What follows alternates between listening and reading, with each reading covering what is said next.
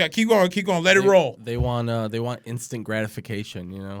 Yeah. And then like so this is like what ends up happening. So what ends up happening is like, I don't know if I can do keto because like I really love carbs. And I really love bread. And I don't think I can stop eating pasta. Yeah. And then 3 days, 2 if I'm lucky, before I was like, okay, I'll just settle with these zoodles. Yeah. Because it's hard. For some reason, I can't find shiitake pasta. They swear up and down it's at Walmart. I was like an idiot last night for 30 minutes looking up and down. I was like, okay, I can't find. I'm just going to go buy zucchini. I can't do the zucchini one, man. I tried it. I just can't. You know, maybe it's the way that it was prepared that time, but yeah. I can't. I know that's very important, but yeah. Hey, what's up, everyone? Man, it's been damn near a month. It feels like this since we've been in the studio together. First off, I was jealous. Yeah.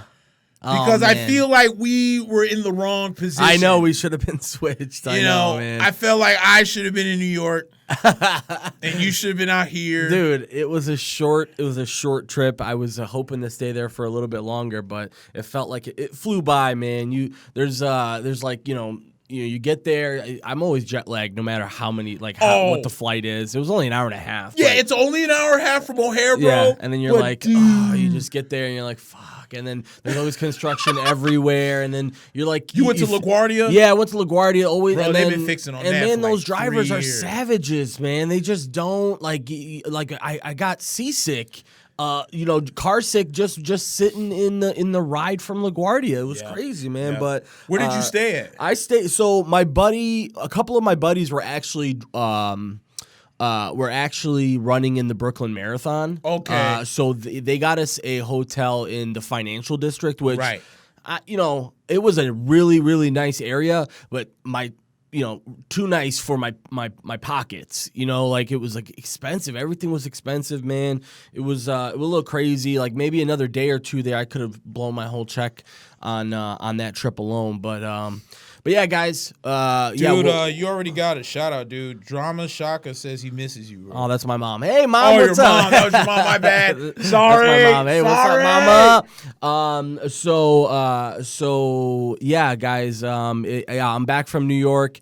Nick held it down for us while I was out. And another thing, man, my phone did not work anywhere. Are you serious? It was crazy, dude. I don't know if it's just Sprint. My phone didn't work anywhere. Oh, you got Sprint, yeah, I got Sprint, man. I don't know if it's just a Sprint thing, but I got there and my phone just stopped working if it didn't have Wi-Fi. So it really sucks. But yeah, guys. Guys, it's been a couple of weeks. Do us a huge favor, as always. We're on iTunes, Spotify, Google Play. Check out the website mackandblack.com. Write us a review, say all the nice things, and of course we're gonna go through pretty much everything today. We missed the football recaps together the last couple of weeks, so yes. So we'll get back to the football recaps, talk a little bit about Thursday Night Football, and then also jump into the World Series action. A lot has happened since I've been in studio, including the Yankees not advancing. I was in New York for that, and that could not have gone well. Yeah, no, it didn't, man. And I was thinking, I was thinking that the fans would be a little bit more in a bad mood about it. And I think from what man, you must get spoiled after that many championships where you're like, I know that the vast majority of those championships came before anyone's time. But man, just think about the 90s and the 2000s. The Yankees had a lot of success in the 90s and the 2000s, and I think New Yorkers are a little jaded. I really do. I think Yankees fans are a little jaded. I think I was expecting a little bit more of a uproar about oh my God, we were clear. I don't know. I don't necessarily know if the Yankees were the better team, but I just think on paper the matchup was so much more even than the series turned out to be. And I think obviously you don't ever expect Chapman, your best, bullpen arm, to give up that home run especially in that spot. So you can never really was the plan. wrong pitch. And quite frankly, honestly, man, I wouldn't even pitch to Altuve. I think I would just let him go on. I don't know who would come up next, but I just don't pitch to Altuve in that situation. But yeah, it happened, and quite frankly, I was expecting this huge uproar. And I think Yankees, like I said, Yankees fans are like a little bit secure in the fact that we'll be back next year. That's what it is. Yeah. That's what it is, because think about it like this. In 2017, you were playing with house money. You made it all the way to the ALCS. Yeah. In 2018, you got better. But, okay, unfortunately, you lose to the Boston Red Sox, who are a better team than you were, okay? Yeah. Then you come into next year. So I guess there's there's most Yankee fans, and I'm in this group where like Brian Cashman is the most overrated, and the only reason why I'm in there is because I chase this one dude that swears he's a Yankees fan, but he's not. Yeah, and there's a lot of those, and it's this guy right here, this Derek Ferrara, how you ever spell his name? This dude claims to be a Yankees fan, he's not, and I hate fake fans, so I make sure that I remind him how much he's a Red Sox fan or whatever.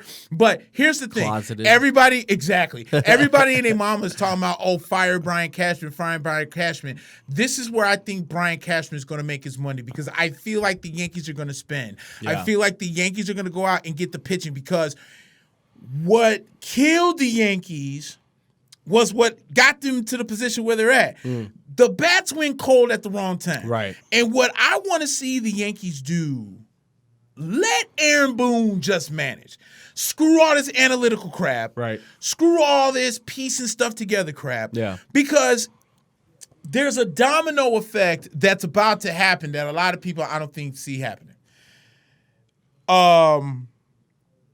What's his name? Joe Girardi is now the manager of the Phillies, which I find absolutely hilarious. Yeah. Because Mets fans swore up and down, "Oh, we gotta get Joe. We gotta get Joe Girardi. I don't want Carlos Beltran. I don't want Raul Perez. Carlos Beltran didn't want it either. He's like, I'm good. He's like, I'm straight where I'm at. I don't want to deal with that nonsense. Yeah. Oh my God, dude, we need to get Joe. And Joe Girardi said, nope, I'll go to Philly right quick. Now, this is where it gets funny, because Girardi,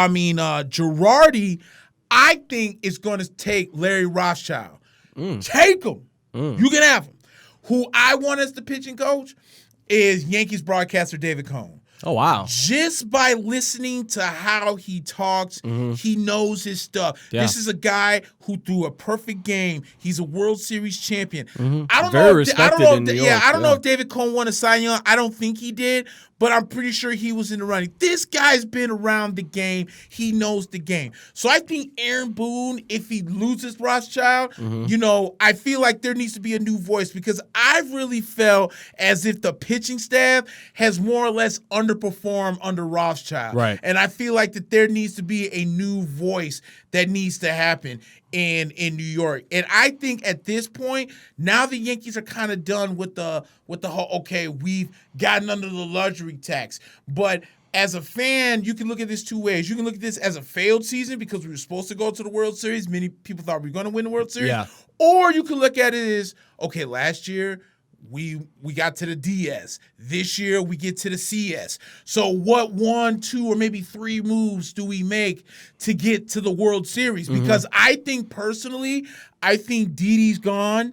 I think Glaber moves to shortstop. I think the Yankees might spend to bring in Francisco Lindor from Cleveland to New York. I think he still brings that same energy. LeMahieu back to second, and then LeMahieu to second, and then you can sign a big bopper at first if you need. The big thing for me was you can't get mad at Cashman, but also say, like, he made a lot of good moves, because he did make a lot of good moves over the offseason. I mean, we just talked about LeMahieu. We talked about, to a certain extent, it was pretty crazy to see Gio Urshela in the game in the the ALCS, and you're thinking this guy was just sort of a throwaway player for Cleveland a couple of years ago, and now the Yankees have taken these couple players and made them into really solid pieces of their team. So I'm not ready to throw away the baby with the bathwater, right? You're not going to say, Cashman, you made a couple really good low-key moves, but Giancarlo Stanton didn't work out, so that's you're gone. To me, I'm glad you brought that name up. Yeah. any Yankee fan that wants to get rid of Giancarlo Stanton, turning your pinstripes right Your now. card, yeah. I am so sick of this, dude. 5-0. This man was when he was in the lineup. The Yankees were 5-0. Yeah. 5-0. When he wasn't in the lineup, the Yankees were 0-4. Right. Figure that out, okay? Right. So everyone's like, "Oh, Giancarlo, he sucked. He this and How's that." it his fault that he's hurt too? Yeah. How's it fault his hurt? That sucked. You know, it's like that sucked the worst. The fact that he got hurt at the wrong time because he had a great game 1, and then all of a sudden his quad is out. They lose game 2, his quad is out. They lose game 3, his quad is out. They lose game 4. They put him in the lineup. They miraculously win game 5. So I'm thinking if you're Aaron Boone. Like, bro, no offense, but Edwin Encarnacion is not hitting either. Yeah, no, and that one looked that move looked really good during the regular season, and then towards the end of the regular season and then the beginning of the postseason, you saw Edwin Encarnacion's age. He really couldn't. It seemed like he couldn't catch up to a lot of the stuff that the Astros were throwing. And then, and you know, to go back to the Stanton thing, there's a lot of talk that the Dodgers are very interested in Stanton. I read that too. Yeah, and that you know, there's a couple of trades that really make sense there because the Dodgers are also a team looking to trade. I see the Dodgers and the Yankees in very similar positions this offseason. Not exactly going to tear away anything on the team, but going to make some serious moves to kind of get themselves back into what they feel is the top tier because, you know, and, you know, to get to transition to the World Series to see what Washington did. And I love that you mentioned the analytics side of things because, you know, I want to give Mike Rizzo a lot of credit for the way he's built this team. I didn't realize they were on 8 straight seasons of winning baseball. And that's pretty shocking in a pretty competitive division of what's been the last 10 years. Pretty much every year it's competitive. And he's been able to field a winning team every single year. It's pretty crazy to see that. And then it's also crazy to see that they sort of are going against conventional wisdom and not using so much analytics anymore. Right. They are really trusting. They're the oldest team in the league. The Nationals are. They are. They rely a lot on their veteran presence in the dugout, and they're leaving it up to the players in the dugout and the management, the managers, but also and the coaching staff. But the players coming off the field and understanding, you know what, we can't have this type of approach with this type of pitcher. You know what, we should be going to right field a little bit more here. This guy's trying, you know, really understanding that, yeah, analytics say one thing, right, but during a game, it can change. Everything can change in 1 second. So right. I applaud Washington for what they've done, and they've taken it to Houston. Houston did salvage the game yesterday, which pretty honestly, I was pretty impressed with Houston. They needed that, obviously, down 2-0, losing the first 2 games at home. You need to go back and try and win at least one game. I mean, right, you know, they don't really have any choice other than to win at this point, right? Like, even if you lose tonight, you're down 3-1, and when you're down 3-1 in the World Series, it doesn't look good for you. But right, yeah, both the Yankees and the Dodgers, I feel right now, have similar paths this offseason, and a lot of it's going to have to do with spending money, I think. Cedric asked me, am I still mad about the Skankies? Bro, are you mad about the Rays who lost to the same team? Don't ask me no dumbass question about the Yankees. I mean, yeah, was I a little perturbed about Chapman giving up that home run? Yeah, because he left a slider right down the middle of the plate. Yeah. But at the same time, I trust Brian Cashman to go out there and make moves. And what I hope he does is, I hope he just opens up the checkbook. Like if a Patrick Corbin's asking for a 6th year, dude, just give him the 6th damn year. Right. Like, can we stop? I mean, Garrett Cole, I think it's pretty obvious that the Yankees, they want to break. They're going to have to break the bank. Yeah. And Derek, who's again a fake Yankees fan, say, "Oh, they won't get Cole." Shut up. Dude, you're a Red Sox fan. We know. And I don't. Quite frankly, I've heard this. I've heard that Cole might not be a guy that wants to play in New York, but money talks, man. If you come to Cole with the $200 million, which is apparently what his, you know, a lot of people are saying that Cole's people are saying that he wants $200 million. And the Yankees can afford it, by the way. Yep. You know, let's not get it twisted. The Red Sox, people have talked about how the Red Sox are taking a new approach and trying to play a little bit more analytically sound baseball. They just hired one of the top Tampa Bay front office guys. Yes. And they're gonna try and play a little bit more money ball, so to speak. So there's not a lot of competition for the Yankees right now. I don't think the Dodgers are gonna break the bank. They've got their own set of problems to deal with right now. I think the Yankees are uncontested. If they come in with $200 million and the next best is like 170, I think if you're Garrett Cole's people, you got to take the money, right? Because ask yourself this question: like, okay, let's assume that Houston loses in the World Series. Mm-hmm. Is Houston really matching $200 to $300 million to keep Garrett Cole? No, I think it's a foregone conclusion. They've even I was surprised to see current players say, yeah, let's guess where he's going. Where do you think he's going? Because they just know he's not going. Houston's not going to be able to bring him back. Right. Dude, I mean, think about it. Look what they. Okay, so it's like a blessing in disguise because look what happened to Charlie Morton. This dude was an average pitcher at best. Went to Houston. Yeah. Somehow magically put 3 more inches on his curveball. And the Rays ended up paying him, and it's gonna be the same thing with it's going to be the same. You know, that's a very good point. Steven says Randy Johnson signed in New York, couldn't handle the media. That's a very good point. That's true. But I think the difference between Garrett Cole and Randy Johnson, remember, Garrett Cole, and everyone sees all the pictures that they know, was a Yankee fan at birth. Remember, okay, he's got the sign talking about the only thing that he did was, and I don't blame him for it, the Yankees drafted him and he went back to college. That's fine. Sure. I don't care about that. I don't hold that over his head. Yeah. The Yankees tried to trade for him, but they just couldn't get the right deal from Pittsburgh. Yeah. Now the Yankees got to flex their muscles. Right. Because here's a guy who struck out over 300 people, won 20 games, hasn't lost in God knows how long. Yeah. And at this point is going to get, like they say, almost, it could be 9-10 years worth, $289 million. Sure. And if you're the Yankees and you're trying to win the World Series, and you know that pitching is kind of the numero uno of what's going on, because you know you got the bullpen, right? And you know next year you're going to get Betances back, and I'm still kind of hoping that Joe Girardi takes Larry Rothschild away from New York, and Aaron Boone's like, hey, yo, David Cone, do you want to? Because I think that's going to do wonders. I really do. And it's no diss to Larry Rothschild. I just think they need to do to Larry what they did to Joe. They needed a new voice, so they brought in Aaron Boone. Right. But Aaron Boone, I think, did the comfortable thing by just keeping Larry there. But if Joe Girardi comes and Larry's great friends with Joe, and he dips, because that's what he did in Chicago. He was with the Cubs. That's right. And then when Joe Girardi was like, hey, you want to come with me? He said, yeah, sure, and he left Chicago to come to New York. That's true. He'll do the same thing for Philly, and I don't mind it, dude. If you want to go over there, that's fine. But seems like an obvious move for them, honestly. I think so too. So the thing with New York is, I was upset, and I think a lot of other fans were upset about the pitch and the way they lost. Yeah. But if you take away, quote unquote, the heart of the Dragon, which I think is Garrett Cole, not so much Verlander, because Cole is 8-9 years younger than Justin Verlander. Right. Then I think if you can take away the heart of that, and he comes to the Yankees, that means you're going to have Tanaka, you're going to have James Paxton, who was red hot in the second half. You're going to have Garrett Cole. You're going to have I swear what's his I'm name? always forgetting I always somebody. forget him too. It's the guy who's out most of the year this year. What was his name? Who was out earlier this year?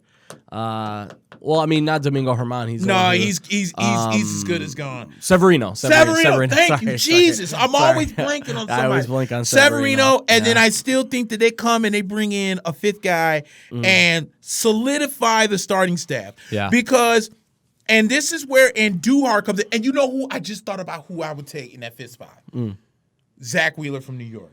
Oh, okay. I really like Zach Wheeler. Yeah. And Zach Wheeler's going to get paid. I'm hoping the White Sox go after him, honestly. I think that would be smart. Yeah. I think Zach Wheeler's a really good pitcher. He's in line for a payday this year for sure. I don't know if you saw, but Mickey Callaway, the guy that the Mets couldn't wait to get rid of, is now in LA. He took He's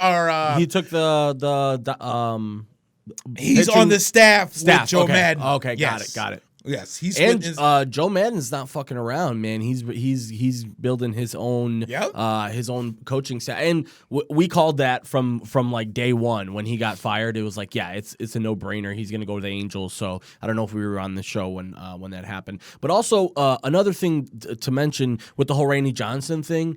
I think Randy Johnson was just mad because the New York media didn't give him more veteran respect, so to speak. I think he's used to, when he was in Arizona, I think he saw this certain aura from the media that was like, you're a legend, Randy. And I think when he got to New York, it was just like he was just like any other guy. Right. And he was on the back nine of his career too. He didn't want to have to deal with that bullshit. I think the whole thing with Garrett Cole to me is just like, if you're going to spend money on a guy, it's going to be a guy like that, right? Yep. I mean, I know he didn't have the best World Series start, but Washington's playing some crazy baseball right now, man. They're playing confident, and you know, I think a lot of people I think they rub people the wrong way, which is to me a good thing. When I know a lot of people don't like the way that they handle themselves in the dugout, the hugging, the this, the that. Right. I love that shit, man. I fall right into that because I think.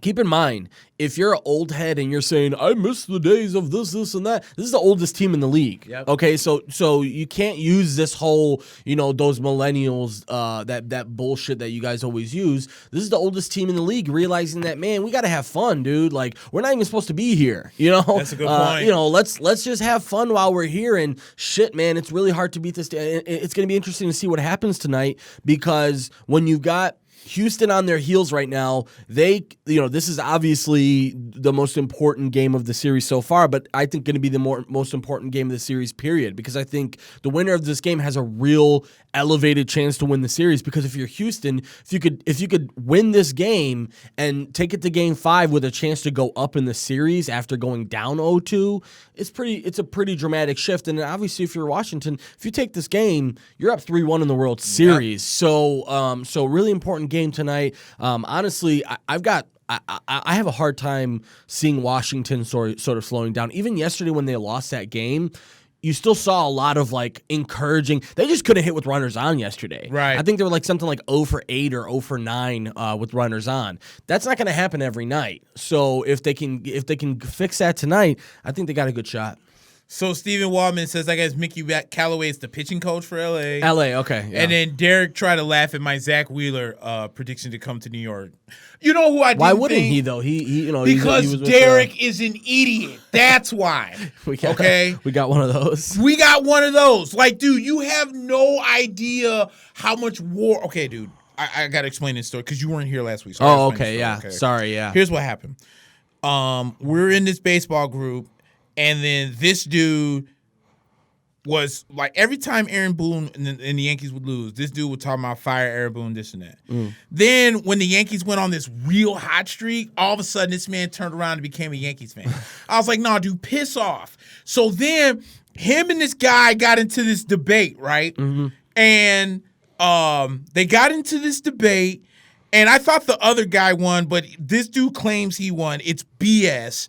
And what happened is he claimed that, all right, if you go on his Facebook page, there's a lot of Red Sox memorabilia on his face. This man's from the New England area. There's a lot of Red Sox stuff on his page. Right. So a lot of people are like, dude, your Facebook proves that you're a Red Sox fan. Then what got me and pissed me off was when this dude said he wiped his ass with a Yankees hat. Oh my God. For some female. And I was like, that's an automatic death sentence. You're already out. You are no longer a Yankees fan. So you can claim us all you want. You can be as fake all you want to. You are not a Yankees fan. They don't claim you, dude. Then this man went onto the page and tried to do like this wrestling-like promo on the Yankees and couldn't even say Mike Tauchman's name right. And I'm like, dude, you can't even say this man's name right. You claim you're a fan. So then when I went to New York, I absolutely bashed this dude in the group on Facebook Live because I promised I would do it, and I waited till I was in New York. Then this clown tried to challenge me to a roast when I was on the train, when we know there's no reception on the train, and try to call me out. So at every stop, I kept getting like all these messages, and a friend of ours was talking about like, hey, that dude's looking for you. I'm like, I'm on the train. Like, I can't go after him. And then from that day forward, he kept trying to call me a coward. I was like, you're an idiot, because if you were from New York and a Yankees fan, you would know that you get no reception on these trains, especially on the subway. Barely anywhere, yeah. So you're an idiot. You're still a Red Sox fan. Stop claiming the Yankees. Get your memorabilia. Right. Go put on your Red Sox hat. And then when the Astros hit that 3-run home run, this idiot on what was it, Saturday, sent an email to the Astros congratulating them about how they were for He's winning. a troll. He's a troll. He's a troll. Yeah, he's not a Yankees fan, and he's an idiot, and he's bragging and want to come onto the show, but I almost don't want to do it because I don't want to embarrass you on the show, dude. I've roasted you once before. I've roasted you twice before, and you still keep coming back. It's like if a guy that's 350 pounds punched a dude 150 pounds in the face. He might die. And the 150-pound guy gets up and tries to punch the guy, so the guy punches him again and keeps telling you to stay down. You keep getting up. At some point, you feel sorry for the guy because he's too stupid. You know what I'm saying? Just stay down. In this case, dude, just stay down.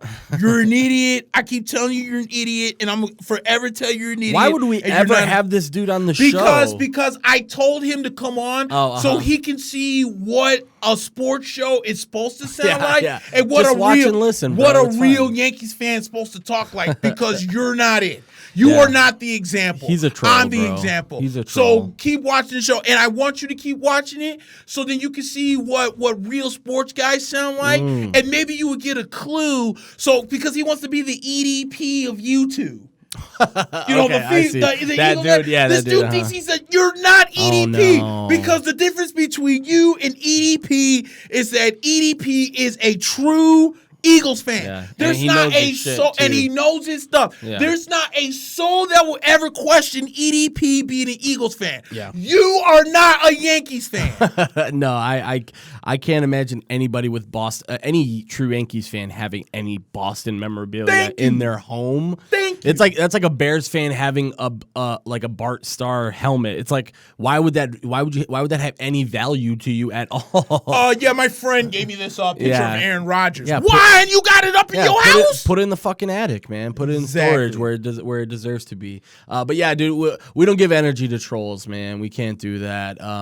By the way, guys, we're watching this LSU Auburn game. It's the last game. 3.5 minutes. It's a good game right now. Bo Nix a little broke right now. Yeah, Bo Nix has had a tough second half after starting pretty well, but 3 minutes left. Auburn is down by 10, and yeah, they've got the ball left. So, but yeah, what is your thought process right now on the World Series? Who do you got, and who do you got tonight? I still think Washington comes out. And let me say this too, man. I forgot that Steven Strasburg is a free agent at the end of the year. Yeah, and there's a lot of steam picking up that if Washington is able to make this run happen, they're gonna try and or obviously, you know, they only got a couple games left, but if they can win those couple games, they're gonna look to bring back. I wouldn't be surprised if they did bring back Strasburg just because of how much strife they went through just to bring him there, man. That's true. Do you remember how crazy it was for them to like just the drafting of number 1 overall and then all the way to the transition, and then there was him making his debut, and then there was the pitch limit, and then the innings limit, and then there was a big thing about him not pitching in the playoffs that one year.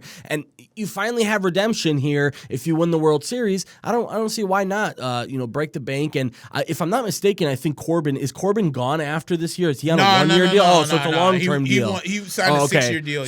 So yeah, you'd break the bank a little bit, but quite frankly, Nick, if you win the World Series, bro, you better go all in and use that money. We saw what happened with Kansas City. Yeah. Remember when Kansas City won and they were expecting to just ride that high, and they let go of a couple of guys, and then they Lorenzo Cain. Yeah, and then exactly, and then left a couple of guys in limbo, including Hosmer, who's now in San Diego. Yeah. And then now they're a bottom of the barrel team and looking to just basically stay alive next year. Yep. So I think Washington's got to ride this a little bit, and again, credit to Washington because they built themselves a winner. So a couple of games away from winning the World Series, pretty crazy. It gives hope to my team, quite frankly. It gives me hope as a White Sox fan to understand that if we could just put the right blend of guys together next year, we have a chance. Dude, I wish you could read the comments here. Dude, my boy Steven is just killing Derek right now. He's going in. This dumbass actually really said that that they had to pay him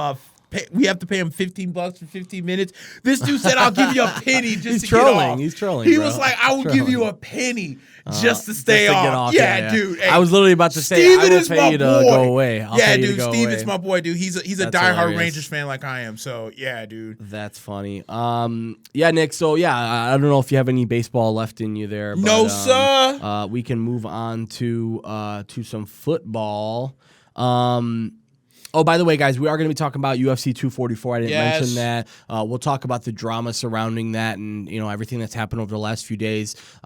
Things have sort of cleared up, and, it's made me a little happier because I was really upset. Touchdown, Auburn. And Auburn now is getting themselves back in the game, possibly with 2:32 left. They just scored and an extra point away from making a 3-point game, but they don't have any timeouts left, so they're going to have to get the ball back using onside, or it's college. You could find a way to get it done, but so we'll talk about UFC 244, guys. We'll obviously talk. We'll talk all the football stuff. We'll preview the upcoming Sunday and Monday games, and then we'll obviously review the Thursday night game. Speaking of the Thursday night game, Nick, I don't know if you had a chance to watch it. Part of I kind of want to talk before we jump directly into football. The start of the hockey and basketball season. Hell right. Is so awesome. It's great. This is my favorite time of the year to watch sports. It's there's just so much going on. Both of us were just talking about before the podcast how we're really encouraged by our basketball teams. Yes. I know you're probably encouraged by your hockey team. I'm very discouraged by my hockey team right now. But yeah, it feels good to have some fresh hockey and basketball, and it feels good to watch Thursday night basketball again. True. The Clippers and the Warriors. It was awesome to see the Warriors get their asses handed to them. It's gonna be a long season. Well, I have an opinion on that, Nick. I think the Clippers are just that good. I really do. I think the Warriors are not going to be the Warriors, but I just really think the Clippers are on another level with their defense now this year. It's going to be really... Listen, they don't even have Paul George yet, guys. That's the scary part. They're doing all of this with Landry Shamet and J. Michael Green and Ivica Zubac and, not really doing this with their main guys quite yet. The Lakers look okay. Lakers look good, I think, in their last couple of games. And then I'm very encouraged by my Bulls, and you were talking about how you're encouraged by your Knicks right now. I was, and I was mentioning to you, I know we're 0-2, but we're not a blown out 0-2. Right. So the Knicks in the last 2 games, they start off slow, and then they pick it up. Mm-hmm. Oh, did Auburn get it back? Oh, they did not. They almost got it back. Onside kick? Yeah, they almost got it back. Wait a minute. Let me double check. They're They haven't called it yet. They haven't called it yet. Oh, they did call it. Okay, yeah. Yeah, they called it. LSU got it. LSU. So this is how the Knicks start off. The Knicks start off slow, and then by that second, third quarter, it all starts to come together. Mm-hmm. Then they make this miraculous run between the third and fourth, right, but they just don't have that closer. Mm-hmm. They don't in LA you have LeBron. Well, in Los Angeles Lakers you have LeBron, mm-hmm. or in Los Angeles Clippers you have Kawhi when PG comes back. Or in Houston, you have James Harden. And Russell, yeah. Or Russ. We don't have that close. I think they're still trying to figure it out. I feel Marcus Morris, since he's the veteran guy, should figure it out. The only issue that I have with the 2 issues I have with the Knicks. A, I want to see the Knicks get off to a better start. Yeah. They're about to play here in a few minutes. I want to see them get off to a better start. Mm-hmm. That's A. B, I want to see RJ Barrett. RJ Barrett's had his last couple games, they've been really good. He's been attacking the hole. He's been hitting some open shots. Mm-hmm. But, man, he missed 4 free throws, if not more, last night. Wow. Which kind of cost the Knicks the game. Yeah. So I hope that all he did between driving down the street from Brooklyn to MSG, mm-hmm. shoot free throws. That's all I want you to do. Right, yeah. That's all I ask you to do is take 100 free throws. Hopefully you made at least 95 of them. You're a rookie. You should be in the gym, shooting those shots anyways, Bingo. man. Yeah. And this is where God, I love being a Knicks fan, like a real Knicks fan, because you can tell the difference between real Knicks fans and Stephen A. Smith. Right? Yeah. Okay. Yeah. Stephen. Here's the difference. He's hilarious to me. First, let's do the trickle down effect. First, the Knicks lose out on the number 1 pick. Oh my God, I'm upset. I can't believe that New York Knicks didn't get the number 1 pick. Wait a minute. Yes, it sucks we didn't get Zion. But you got a guy who's not only good, who is not only the consensus number 2 player behind Zion for the majority of the season before Ja Morant came onto the scene. But think about all the stars in the NBA. LeBron, forward. Kawhi, guard forward. Paul George, guard forward. Harden, guard forward. Dude, it's cool to see the Knicks get a guard forward with the proper training and patience for him to grow. Can be, I'm not saying top 5, but a top guy on a team who wanted to come to New York. Right. RJ Barrett begged the Knicks. He's like, I want to play for the Knicks. And here he is. Which is rare over the last couple of years. You haven't had a lot of people who said, I want to play in New York. Exactly. And then here goes the next one. Oh my God, I can't believe we didn't get Kevin Durant and Kyrie. Okay. Let's go in history. Why did you make that trade for Carmelo? Now you didn't ruin our history. Right. Why would you pay Amari Stoudemire $100 million? He's got bad knees. Why would you give Allen Houston $120 million on a bad contract? So you wanted to break the bank for Kevin Durant, who has a torn ACL, and there's no guarantee he's going to be the same Kevin Durant. And he's not playing this year. And he's not playing this year. So the New York Knicks did the next smart thing. Instead of giving one guy a stupid contract that may not work out, here's a Julius Randle, 24. Let's give him a deal. Here's an Elfrid Payton who's trying to get something to prove. We'll give him a deal. Here's a Bobby Portis who's kind of improved his game from when he got drafted in Chicago. Let's give him a chance. Here's a Taj Gibson. We need a veteran. Let's give Marcus Morris, and team-friendly deals.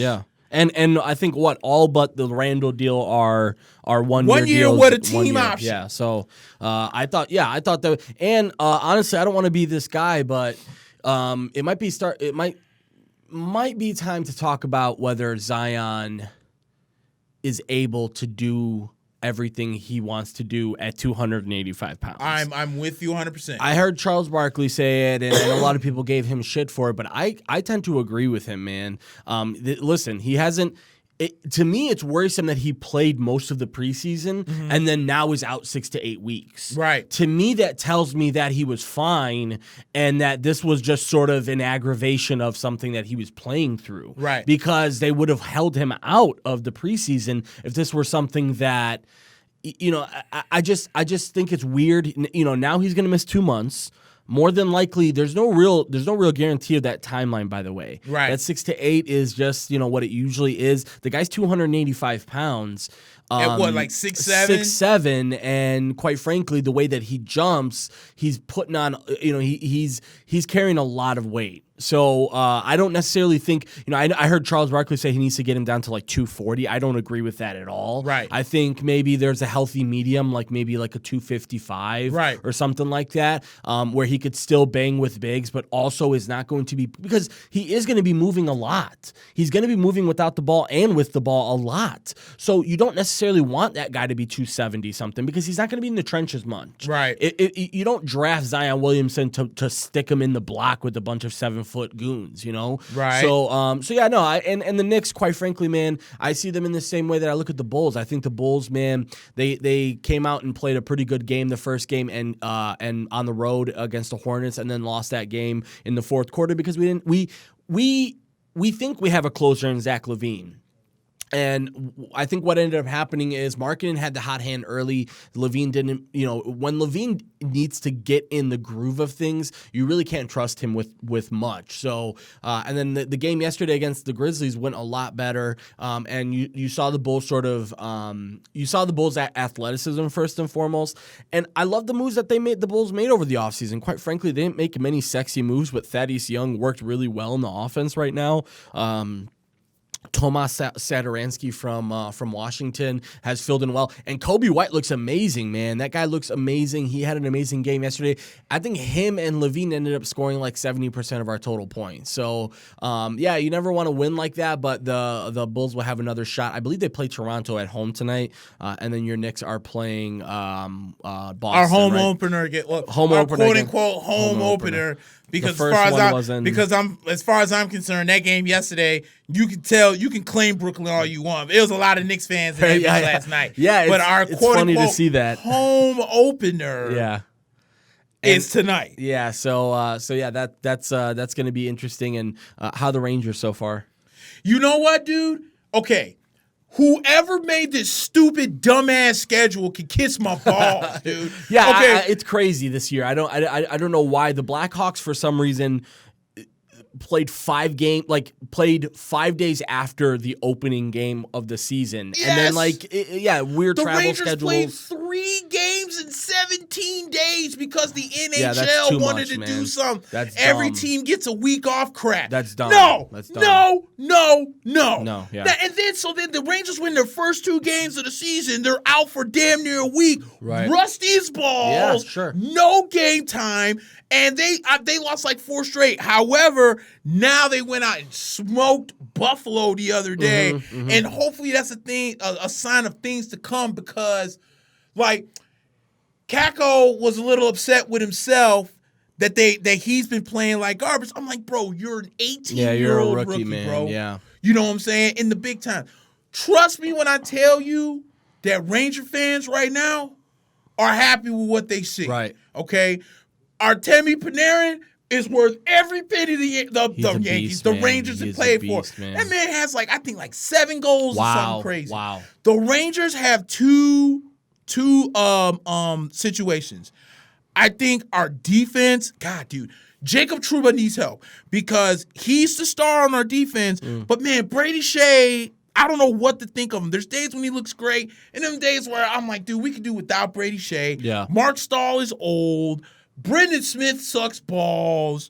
I'm trying to think who else is on our defense. Oh, Tony DeAngelo. He's interesting because Tony can score the puck. I look at him more as a forward playing defense. Right. Like, I'm not sitting here thinking like, oh, that was a great defensive play there by Tony. No, I'm always talking about, oh, that was a great goal by Tony DeAngelo, because he's so aggressive as a defensive man. Kind of like with a poor man Erik Karlsson. Oh, okay. You know what I'm saying? So that's what I look at with New York. And then the age-old question, Lundqvist or Georgiev? Lundqvist, God, I love Henrik Lundqvist to death, but this man is a step slow. Okay? That age is a big factor with goalies too, man. And we're talking about a guy who's put in so many game 7s. Yeah. You know what I'm saying? That's a lot of wear and tear on the task. Yeah, just in general, yeah. For sure. And the Rangers have not 1 but 2 goalies in the wings. Yeah. You have, I like the Bruins, Celtics, Pats, and Red Sox with your stupid ass. Where was I? Oh, Georgiev and Shesterkin, who they got from the KHL, who's in the Yankee. I did it again. The Rangers, Hartford, the Wolfpack, which is the AHL. Okay. And this kid's supposed to be a monstrous beast. So the Rangers got some, bro. It's there. Okay. Yeah. It's like making bread. Right. You got to be a little bit patient with it. All right. We mixed the dough. We mixed all the dough. Now you gotta let it proof. Yep, let it rise. So this year's the proof game. Okay, I would love to see the Rangers in the playoffs, but once again, I'm not claiming Stanley Cup championship. Right. Okay, so let me get this game going because it looks like it's live and ready to go. So where was I? Oh, so we got it in the proof stage. Now, once everyone's kind of playing together in jail, now next year we can put it in the oven and let it bake. Right. So right now we in the proof stage. So there should be no Rangers fans out here. Oh my God, I can't believe we didn't get to the Stanley Cup championship. Nah, man, this is not that year. Yeah. This is the jail year. We paid 2 big guys. I just want us to be competitive and play in the playoffs. The same thing with the Knicks. I just want them to be competitive. Yeah. Because think about it like this. the Knicks can, once again, for as much as I make fun of Brooklyn, they could take a page out of Brooklyn's book. Sure. Do not, I swear to the New York Knicks, do not give up on David Fizdale. I think Fizdale is the right man with this coach. He calls them out. He challenges them. They listen. And he's a player's coach, too. And he's they a player's coach, and they love David yeah. Fizdale. And you can tell, like last year when guys were quitting, this year they're playing hard. They're fighting. You can see a little bit of improvement in some guys. Yeah. Same to say about Jim Boylan. He's not the best coach in the world, but for some reason, the guys like playing for him. They love playing for him. He seems like a hard ass that you don't really want to play for. Jim Boylan installed an old school clock in system for the Bulls. So then they come in and they take their little time card and they clock in. And he's that type of weirdo where it's like we want to play these mind games with these young players to make sure they understand this shit's no game. Right. Like you got to come in ready to play and ready to practice. And honestly, I wish I could say as much positive things about the Blackhawks, but right now they look old, slow. Pretty much every bad thing in hockey that you could say is right now where the Blackhawks are at. Quite frankly, I mean, honestly, they've seen some good things out of Kirby Dach, the number 1 pick, and then a couple of other young guys. But right now, we look really bad, and we don't have a goal. Like I like Robin Lehner. He's the guy we signed out of the Islanders this year. He had one of the best seasons of any goalie last year with the Islanders. And then he comes with the Blackhawks. And Blackhawks, I think all of us fans are sort of getting a little bit more fed up with Corey Crawford now. He's just, you can't go a game without giving up 3 goals. And it's just, it's getting sad. So right now, I mean, I think as a Blackhawks fan, I think I'm ready to maybe blow it up in a couple of games and start to see what you can get, what type of asset you can get. I was going to ask you, dude, are you thinking that it's about time to start thinking about life after I don't think Taves and Kane? So here's the thing. I just don't think the team is inclined to sell Kane or Taves at all. Right. But guys like Duncan Keith that you would never think in a million years would be on the block, you might have to put him on the block. He's not playing that bad, but man, he's making a lot of money and he's getting old. And Brent Seabrook, I think we should have cut him loose 2 years ago. The guy's damn near 40 now. And you gave up Hjalmarsson. I think you gave up the wrong person a couple of years ago. They gave up Hjalmarsson to Arizona, and all he's done is make Arizona a really good team. To me right now, the Blackhawks, you've got to think about it. Listen, if a team comes and blows you away with like I hate to borrow this, but like, let's say like a Ricky Williams type deal where they just say, we're going to give you all these picks and a couple of young guys and this and this and that, and you give us Taves. I might have to think about it, man. I really might have to think about it because I'm sick and tired of playing the salary cap game that the Blackhawks play every year where it's like we've got too many players on the max deal, so we got to trade this guy to try and get the rights to this guy for a year, and maybe we can buy him cheap next year. I'm tired of this, dude. Let's go out and get our players that we think are going to be core players. And so the Blackhawks have to pick it up. They lost earlier today. They played a noon game and got stomped by Carolina, who's looking good. We've played some tough teams. We've played Vegas. Vegas is a good team. We played Washington and we've played Carolina in the last couple of games. So tough schedule, but still, they play tomorrow night. They play tomorrow night again too, and same thing with the Bulls. They played yesterday against Memphis and they played tonight against Toronto. So lots of sports going on, Nick. It's hard to stay focused on one thing, to be quite honest. Let me say this. Yes, sir. And I was thinking when I was at work, do I dare tempt by saying this? Next comment, but controversy creates cash, and I'm going to go ahead and say it. Do it. Do I dare? All right, hold on, before I say it. Christopher Brown says Kane, Taves, and Crawford are going nowhere. If Taves goes anywhere, it'll be back home to Winnipeg. I can see that. I can see that too, and I wouldn't mind, but again, it's going to have to be a Ricky Williams type deal. I'm going to give you 10 picks, and I'm going to mortgage my future for you because, quite frankly, I think the allure of having Taves and Kane here even next year is a lot better than just giving him up for peanuts. You're going to have to get something significant and back, and I would like some picks, but I would also like some young guys that we can plug in right away. Right.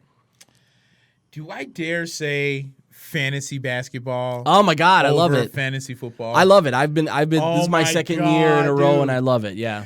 I'm in this group, and they wanted to do a fantasy basketball game this year, and I was like, okay, I'll bite. Yeah. So I sent them my $20. We had a draft on Sunday. I had the 6th pick, and I drafted LeBron James at 6. Oh wow. Who went in front of him? So I know Jokic, Giannis, James Harden. James Harden. And then you got Russ probably. Nah, Russ didn't go in front of him. No. Anthony Davis. Anthony Davis. Did we say Harden? And I think maybe Steph went before. Okay, that makes sense. Yeah. That's actually how it shook out in my draft too. And I was like, LeBron's not a bad number 6 pick, especially for. Man, damn near dropped the triple double I know. yesterday. Yeah, and he's gonna do that at pretty much. So if you're looking at my statuses and they're pro LeBron, that's why it's clearly because I have him in fantasy basketball and I need him to lead me to a champ. And I drafted RJ Barrett on a total reach in the 6th round. We might have to do a fantasy basketball segment every week because I'm Dude, in it too now. This is what pissed me off in the draft. I drafted Luka Doncic in the 2nd round because he was kind of the best player available. Yeah, that's a nice pick in the So second. I was like, okay, if I can get KP, because I forget who I took in the 3rd round. It was De'Aaron Fox. Oh, okay. Because I needed a point guard and he was the best point guard available. But I was like, if I can snag KP here in the 4th, and then I'm gonna take Barrett probably in the 5th or 6th. I'm done with this draft. I got everything. Somebody right before me took KP. Oh, I was so pissed. He's gonna have a monster year. Yes, he is. Oh, I was madder than hell. I was like, dude. People forget he's gonna replace Dirk, and they're going to play him like Dirk this year. I guarantee you're gonna see Rick Carlisle play KP like he's Dirk, where he's going to give him more post opportunities, but also going to let him hang out on the perimeter. Because let's be honest, KP wants to hang out on the perimeter. He does. He doesn't want to be the guy that's always in the trenches. I think he's tired of that. He did that a lot when he was playing in Latvia and in his own league. It was like he's the biggest guy and everybody just has to, he has to bang around with these guys who are like 10, 15, 20 pounds bigger than him. Right. So, he's going to have a monster year. But yeah, dude. And that's why think about it. That's why when LaMarcus Aldridge was a free agent when he went from Portland to San Antonio, it was that same reason. People wanted him to be a 5. Right. And he said, I don't want to play the 5. I want to stay on the 4. Because he didn't want to be down there banging with these big guys. And and think about it like this. And by the way, by the way, for Bulls fans, that's why the Bulls didn't draft LaMarcus Aldridge, by the way. They wanted a guy who was like going to be like, oh, I really want to, I want to box out and I want to take elbows and hit it. And he wasn't that guy, and that's why we took Tyrese Thomas instead. So go fuck yourself, Bulls. Yeah, dude. And man, did not pan out. Didn't pan out at all. Yeah, no, not but you know what? You can't really use that excuse nowadays because there's not really no centers in the game. And this is the game now. This is the game now, Nick. You can't – it used to be 3 or 4 years ago. No, you can't do that. We have to go back. No, the game now is your bigs are hanging out on the perimeter. Dude, I saw Kevon Looney shoot a 3 the other day. We saw Andre Drummond, So listen, if the game – you have to – the NBA is one of those sports where you have to go with the flow. Yeah. It's similar to the football where it's like, oh, we're doing that shit now? All right, I'm going to start doing that too because, I didn't know we were splitting out running backs now or whatever it may be. So, and I'm super excited about the basketball season, Nick. Every single storyline is sort of coming together really well. Other than really, the Zion thing was really a bummer for me. I did select Zion, but I selected him thinking he would be out a couple weeks. I think I selected him the day of the news came out, was 6 to 8 weeks. So tough, but again, he'll be back. And I hope, don't get me wrong, I don't want to come off as a hater. I want him to be everything we expect him to be. But I really do see there being a problem with playing 285 right now. Yeah, dude. And I drafted Marvin Bagley III, and not 2 days later, I was actually given a trade proposal for Mitchell Robinson. And I was like, I don't know, man, because I got De'Aaron Fox. So I want to kind of keep that because I feel like De'Aaron's going to find Bagley. Yeah. So you get those assists with the points. Gone 4 to 6 weeks with an undisclosed injury. I was like, damn it, dude. Yeah, that's, I can't. So then I tried to get Marcus Morris because I wanted to draft him, but then I found maybe 4 or 5 other guys that I could get instead of him, and I'm kind of regretting it because I had to get a power forward to replace Marvin Bagley. So then I ended up going with the guy out of Charlotte, Marvin Williams. Who was shot garbage the other day. But he Here's the thing about him. He'll either give you like 5 threes in a game or he'll be like 0 for 10. So he's one of those guys. But yeah, no, fantasy basketball is exciting, man. And I've actually got Mitchell Robinson too in my league. I'm excited about him. He might lead the league in blocks this year. Mitchell Robinson, because he's that good. And also he needs to stay healthy. I think that's the number one thing for him is like, dude, you've got to be able to stay healthy. Out of foul trouble. And out of foul trouble too, because that's one of the big things. That's why he has such a short leash with Fizdale, is because, you know, he'll get 3 fouls in 3 minutes or something like that. And it's like, dude, I got to take you out now. So I'm glad you brought that up, because they were actually talking about that. A lot of people think that Mitchell Robinson can be in contention for Defensive Player of the Year. He might, yeah. But David Fizdale's like, dude, you can do it.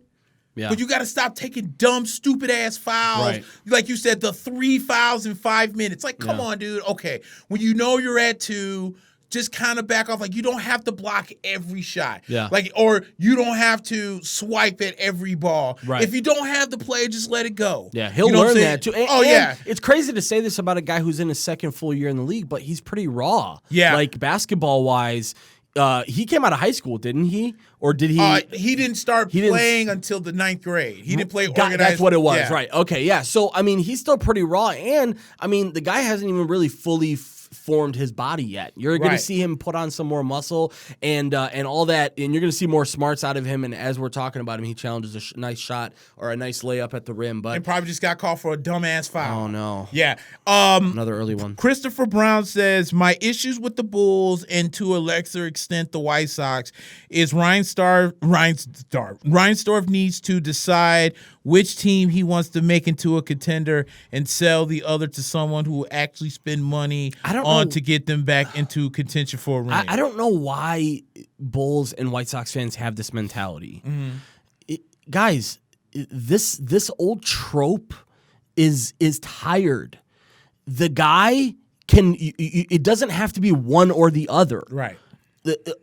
Quite frankly, it really makes zero sense to say, well, you have to choose the White Sox being good or the Bulls being good. No, it doesn't work like that, guys. These, first of all, these are 2 different leagues with 2 different mentalities on finances. The White Sox can go out and spend a ton of money next year and do everything they want to. The Bulls are under completely different salary cap with a different environment for salary. Has nothing to do with the owners, guys. Like, again, you know, we as sports fans have to hold the right people accountable. Stop trying to hold Jerry Reinsdorf accountable for shit that has nothing to do with him. Right. You need Garpax to go out and make smart moves. This year, they went out and did that. Okay, that's what I'm going to go ahead and say. I'm not a fan of all the moves that they've made over the last few years. Quite frankly, I thought they should have been fired 3 years ago. Yep. But this offseason wasn't a bad offseason. Now the White Sox fans, if you're a White Sox fan, there's heightened expectations now, and this offseason is going to tell you a lot. But it's not like the Bulls, it's not like because the Bulls are sort of pushing against the salary because they've got a lot of expensive guys that the White Sox got to be like, well, we don't have enough money for this. No, the White Sox have their own salary. They can go out and buy players this year that they need to. They were in the contention to pay Manny $200 million last year. So now if you have $200 million to pay one player, you could pay 5 players $200 million. Yep. Go out and have an offseason. I'm not saying go out and bring in Garrett Cole, but go out and bring in guys that you think are gonna be good, successful innings eaters if they're pitchers, and guys who are said, Zach Wheeler. Zach Wheeler. I would love if you could get me 3 pitchers, 2 in the starting staff and 1 in the bullpen. I will be ecstatic. And I know that they're in the running for Marcell Ozuna. I know that a lot of people don't see this happening, but JD Martinez is a really interesting one because Boston. So is Mookie Betts. Mookie Betts, too, because Boston's in a different mentality right now. Boston, especially, like I said, they just hired that guy from Tampa Bay, and this guy from Tampa Bay is known. He's a guy similar to Andrew Friedman in L.A. He's like, listen, we got money, but we're not going to spend everything, man. We don't need to. And quite frankly, the Red Sox, that team this year wasn't that much different than last year's team. You won the World Series last year, and this year you wouldn't even come close. So I'm not surprised if the White Sox are in the contention for Mookie. And if they're in contention for Mookie, I don't want to hear any bullshit that we heard with Manny Machado where it's like $30 million of this is going to be with incentives. Then I will say, yeah, this is bullshit. We've got to understand. But again, even then, I'm not going to look at Jerry Reinsdorf and be like, what are you doing, Jerry Reinsdorf? No, man, you got to look at Rick Hahn and say, Rick Hahn, what the fuck are you doing? Yeah. Go out and get a guy that you need. So, again, I don't think it has to be one or the other. I think that's just sort of this thing that Bulls fans have sort of said for years about Jerry Reinsdorf, and it just sort of stuck. Christopher Brown says, then explain keeping a guy like John Jay around for so long after the failure to get Machado. To me, there was no point in It's been 1 year. He's been around for 1 year. What do you mean so long? John Jay? Yeah, John Jay's been around for 1 year, one offseason, guy. What are you talking about? He hasn't kept him around. And by the way, he was hurt. He was hurt. He was doing okay and got hurt, and he hasn't played in like 3 months. So I don't know what John Jay. First of all, John Jay wasn't brought in because John Jay's an amazing player. Mm-hmm. John Jay was brought in as a part of the pitch for Manny Machado because he's best friends with Manny Machado. Mm-hmm. So yeah, you struck out and missed on Machado. We understand that. We've moved on from that as White Sox fans. But to say that, like, how do you explain John Jay sticking around for one season? He's going to be gone this season, bro. Like, what are you mad about? The Yonder Alonso thing, they traded him by the middle of the season, or they DFA'd him. So listen, it's no harm, no foul. I'm not going to sit here and say, well, why did we eat that money? I don't really care. That's not coming out of my checkbook. Go ahead and eat as much money as you can because it sucks to suck, but the White Sox just didn't have it this year. And next year, everyone is saying we're ready to build a contender. So if you're ready to build a contender, go out and spend some money. And similar to the Bulls, don't even go out and make the sexy moves. Just go out and find guys that you think are going to get you to 90 wins and guys that are going to get you to a playoff berth. That's all it really matters at this point. Yep. As New York is dominating Boston right now. I just jinxed them a little bit, but it's okay. 16-4. Like RJ said, dude, give me the oops. I'm telling you, dude, the Knicks look good. I don't know why right he bounced now. past it. That's what RJ Barrett was saying. Yeah, dude. Hey, you know what? I didn't even think about you. Mookie Betts would look great as the number 3 hitter. Oh my god. Yeah, and quite frankly, listen. I'm not a MLB GM, but I don't know what they're smoking in Boston right now, thinking that this guy's expendable. Fine, JD Martinez. If you think JD Martinez is expendable, more power to you. But Mookie Betts, to me, man, is a generational talent. I know that he didn't have the year that they were hoping for this year. I think they were hoping for him to come out and have sort of like an MVP campaign, and when he didn't have that, it sort of struck them the wrong way. But man, if you were going to spend money on anybody, it would be Mookie. So, and again. Maybe if you're a White Sox fan, you dodged a bullet with Manny Machado. Mm-hmm. Maybe you don't know what would have. I am of the ilk that says if we sign Manny Machado, this team this year might have been better. Meaning they could have been closer to a wild card berth or something along those lines. But long term, would I be happy now with that team with Manny Machado's contract on it this year? Probably not. Now you have a chance to go out and make a couple acquisitions, and hopefully we do that. But again, guys, it has nothing to do with the Bulls. Let's get away from that. It doesn't. Nobody says the same thing. Who's the owner who owns both? First of all. There's dozens. I have one in my head right now. There's dozens of owners throughout the. Like Stan Kroenke owns the Rams and the Nuggets. Exactly. And then there's plenty of guys who own multiple stakes in multiple teams. It's never a question of, well, you're neglecting this team because you want to spend more money on this team. That's not how it works, my guy. Each organization has their own sort of thing, and that's how we have to hold each accountable. I'm holding the Bulls accountable for all the shit that they've done over the last couple of years, but again, I'm going to give them credit for what they did over this offseason. I like Thaddeus Young. I like Thomas Satoransky. I like Kobe White. I like these guys. And quite frankly, they're playing well, and I'm interested to see how they play tonight and how they play the rest of the season. And that's why I'm saying, that's why I keep referring to Brooklyn Nets, because I feel like they kind of are the blueprint of what some of these teams are doing. The Bulls are on their coattails too. Yep. Same exact thing. Because Brooklyn... Think about Brooklyn's done a couple things for us, the little brother of New York. Sure. They kind of did the blueprint in a sense of this. After they spent so much money and draft picks on Garnett and Pierce and Allen. It wasn't Allen. Ray Allen. It was, I can't think of whatever the third guy was. It wasn't Jason Terry, was it? It was Jason Terry. I think he was in Brooklyn. Yeah. So after you acquire those guys and you sold your future, the Nets had to take some L's. Yeah, for sure. Some serious L's. Look at their squad now. I mean, you know what? I take that back. Let's go look at their squad from last year. I mean, Karis LeVert is a stud. Sure. I think Jared Allen's a stud. Outside of that, D'Angelo Russell Russell was is good, a but stud. he's not around anymore. He's not there anymore. Yeah. So then look at the core of this team. Out of them three guys, you got just a bunch of guys that play basketball and they play together. Yep. So then you bring what's in his name? The guy I love, the point guard, Dinwiddie. Spencer Dinwiddie. Spencer Dinwiddie is a prime example. Yeah. You know what I'm saying? You bring in these guys, they gel, they play together, and you don't need some high-profile coach. Kenny Atkinson is not the sexiest name in the world, but Brooklyn showed patience. Well, they had to because they didn't really have a lot to work with. Right, yeah. But they showed patience. They relaxed. They went out and they traded for D'Angelo Russell, which I think the Lakers will rue the day that they did that. I understand why they did it, but I think they needed to figure out a way to fix that and not just trade a real nice talent like D'Angelo Russell. But for cap relief. That was crazy. It wasn't even that. That's because that's when D'Angelo Russell got busted for snitching on the snitching thing. That's Swag right. EP That's true. about That's Iggy true. Azalea. They got Brooke Lopez back. Right. Yeah. So that you do that, and then what do? So after you bring in that talent of D'Angelo Russell, that one guy, that one star talent, they're the 6th seed in the playoffs. Right. That's why I was so happy that the Knicks didn't go out there and fret when they lost out on KD. They're like, and okay, Kyrie, we do right. We got a backup plan here. Mm-hmm. We're going to bring in a few young guys. We're going to keep the talent young. We're going to keep the core young. Yeah. We'll bring in a Marcus Morris and a Taj because they're the veterans, but they can teach these young guys. Right. So we lost out on KP. He didn't want to be in New York anymore. That's fine. I know people are like, oh, you shouldn't have traded him.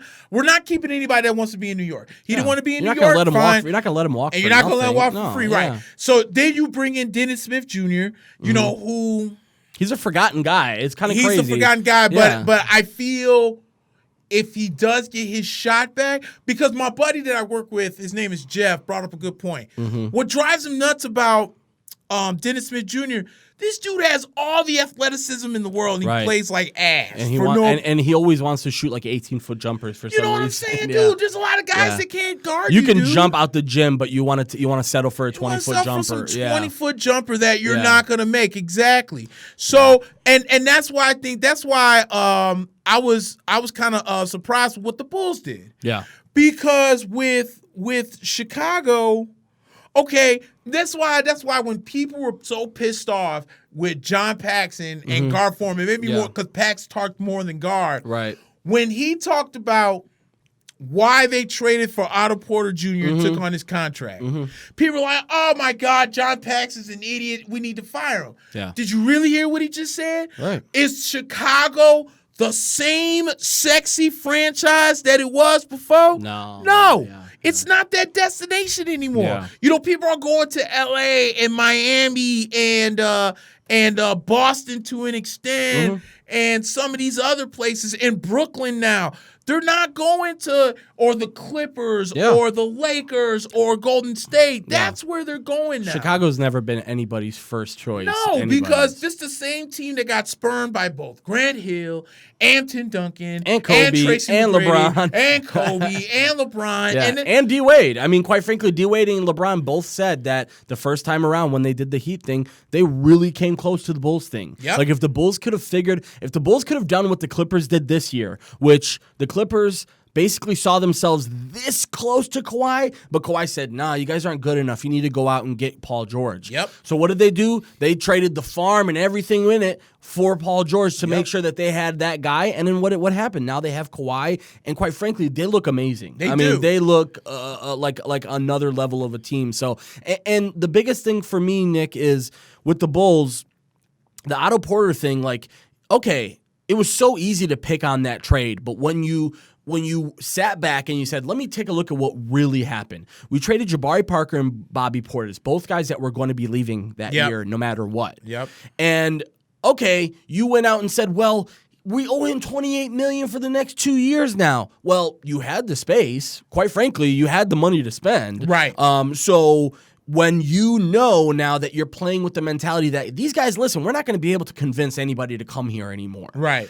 let's build the culture that we have to build to be able to build to that, right? And I think that's what they've done. Otto Porter's not the sexiest player in the league. He's not a guy that anybody's going to go above and beyond with love for, but he's a solid ass player. Yep. Really good starting three who can shoot the three. One of the most efficient players in the league. And quite frankly, I think the Bulls got a steal in that because they didn't really trade any assets. You got back a guy that was really, really good, who's maybe a little overpaid for two guys who were never going to be with you ever. So, Nick, that to me right now, both of our teams are sort of in transition years right now where it's like, let's just see how we do this year. If everything goes well, yeah, we'd love to go out and be Brooklyn. I think, again, both of our teams are trying to look at Brooklyn and say, we want to be that. Right. We want to show people that we can be the 6th seed this year because next year, if you come and join us, we'll be the 2 seed. Yep. So, we'll see how that goes. Yes, sir. Long season ahead of us, but we're excited for both basketball and hockey. But let's move on to football, Nick. But before we do that, I want to jump into one of our sponsors, Intrinsic Marketing, and I'll let you have that. So Intrinsic Marketing, guys, all the services that you need under one roof. You started a business because you believe in what you do, so let Intrinsic Marketing bring your product or service to the market. That's what they do best, guys. Intrinsic has the services, tools, and expertise to make it happen, and that's all in one place. We're talking about web design, social media, copywriting, targeted ads, design, development, and hosting, everything you need to get online, comprehensive social media management services skill to fit your specific needs, blog posts, articles, sales material, press releases, online copy, and much, much more, guys. Do us a favor. Don't take our word for it. See for yourself. Visit intrinsicchicago.com. That's INTRINSIC Chicago.com. Again, guys, it's Intrinsic Marketing, one of our sponsors. Take a look at their website and really, I'm telling you guys, this is one that you're going to want to take a look at. It's visit intrinsicchicago.com. I'll spell it again, INTRINSIC Chicago.com. Nick, I don't know if you had a chance to watch the Thursday night football game. I was a Redskins fan that night, Nick. I was really hoping that the Redskins would do me a favor and pull off the upset. And I prayed, and apparently God doesn't love the Redskins because, the Redskins don't love the Redskins. Yeah, either. and to be fair, Nick, neither of us love the Redskins very much, but if I'm the Vikings, I'm a little nervous about how in that game the Redskins were because. Yes. I think everyone, even in the pregame, it was funny watching all the guys go back and forth. Like, there's going to be a slaughter fest. Minnesota's going to tear them down 40-something, to 10, whatever it may be. And then the game happened, and Minnesota couldn't seem to get footing. It was weird. They were at home, like all of the ingredients for them to see this crazy, blowout. And I'll give them credit; they did okay without Adam Thielen, and they ran the ball quite effectively. But they turned over the ball a couple of times, weren't able to convert on a couple of good field position chances, and Washington just found a way to stay in it. Poor Dwayne Haskins had to come into the game because Case Keenum had a concussion. I don't know what to believe anymore with Washington. Yeah. I don't know if it's just that they were like, dude, get this guy out of the game. I don't know. Here's the thing about Washington, though, and I've said this many a times. I think this team more or less quit on Jay Gruden. Yeah, why? Sure. Because Jay Gruden's just a piece of shit as head coach. Yeah. And what did Adrian Peterson say the second day that he was gone? I think that was the best practice I've ever had with the Redskins. Yes. You're right. Team, they quit because he was in it. Like what was the whole healthy scratch of Adrian Peterson. Yeah, and then the way that they handled the Trent Williams thing. Trent Williams is basically saying that the coaching and training staff is the reason why he was still out as long as he should be, and they wanted him to play under. We're seeing that a lot now. We're seeing that with Osemele and with the Jets, where teams are basically forcing players to play. And now it didn't work out well with Jay Gruden. I don't know how well it's going to work out for Adam Gase, but yeah, you're right about that. Yeah, we'll get on to the Jets in a second with Adam for Gase, sure. But now that he's kind of gone, they're competitive because there's no way a team that has Jonathan Allen, Montez Sweat, Josh Norman, Ioannidis, Landon Collins, and this defense is getting burnt at will. Yeah. There's Josh Norman. I mean, Josh Norman and all these they had good secondary guys, and all of a sudden you're getting burned. I mean, I'm starting to think if Jay Gruden wasn't the coach during that Bears game, they might have won that Bears game. Exactly. So my thing is this. Yes, they're playing good, but Washington has a lot of holes, and I think they're offensively. Right. Adrian Peterson is old. Darius guys can't stay healthy, and Chris Thompson is nothing more than a 2.0 version of Tariq Cohen. Sure. He's a third down back. Jordan Reed couldn't stay healthy if you paid him $100 million to do it for 16 games. He might be and done. They don't have any wide receivers. Yeah, no wide receivers. Terry McLaurin is good, but I feel bad for him. He's double covered every game. Every game. So I think Washington is a few offensive pieces away. You know, if the offense can match the defense, they'll be okay. I just don't think that this year's the year. But they got the, for the lack of a better way of putting it, the biggest weight off the shoulders, right. I guess is what I'll say. Yeah, no, for sure. Is what's his name being gone? Jay Gruden, yeah. Jay Gruden. So, but you're right, dude. They were kind of in the game yesterday. But here's the thing about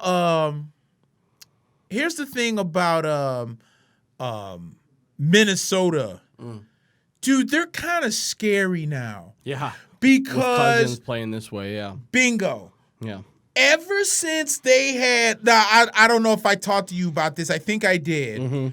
Where I was listening to the fan, and the fan, or I guess it was Evan and Joe on the fan. And I guess Evan said that Kirk Cousins had this podcast where it was Stephon Diggs and Adam Thielen.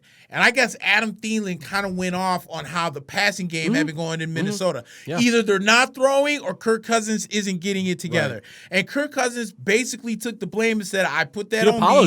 He apologized to him and everything. And that's when Stephon Diggs was talking about he wanted to be traded. And what happened the next week? Bro, Stephon Diggs had, 3 touchdowns the next week? And this Adam game, Thielen went off the game before. And right, then, and then he got hurt in the game on a touchdown pass nonetheless last week. And then Diggs had an amazing night on Thursday night. All 7 passes thrown to him, he caught for 148 yards, even though he didn't get in the end zone. And he probably would have scored. He fumbled in the first quarter. Probably would have scored on that if he didn't fumble. Thank you.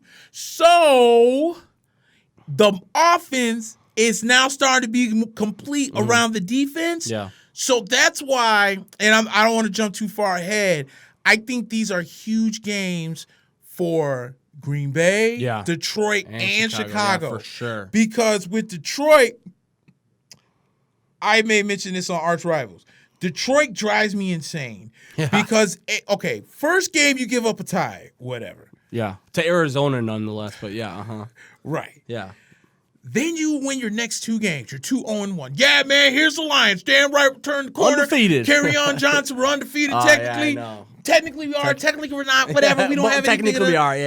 We don't have any regulation losses. Blah, blah, blah, blah, blah. Yeah. This team's 2-3-1. Right. So you went from thinking like, I'm finna flex muscles to being the Detroit Lions. They were talking about division. They were talking about winning the division 3 weeks ago. Thank you. Yeah. Then you got the Bears, who, need help. It's not so much that. Yeah.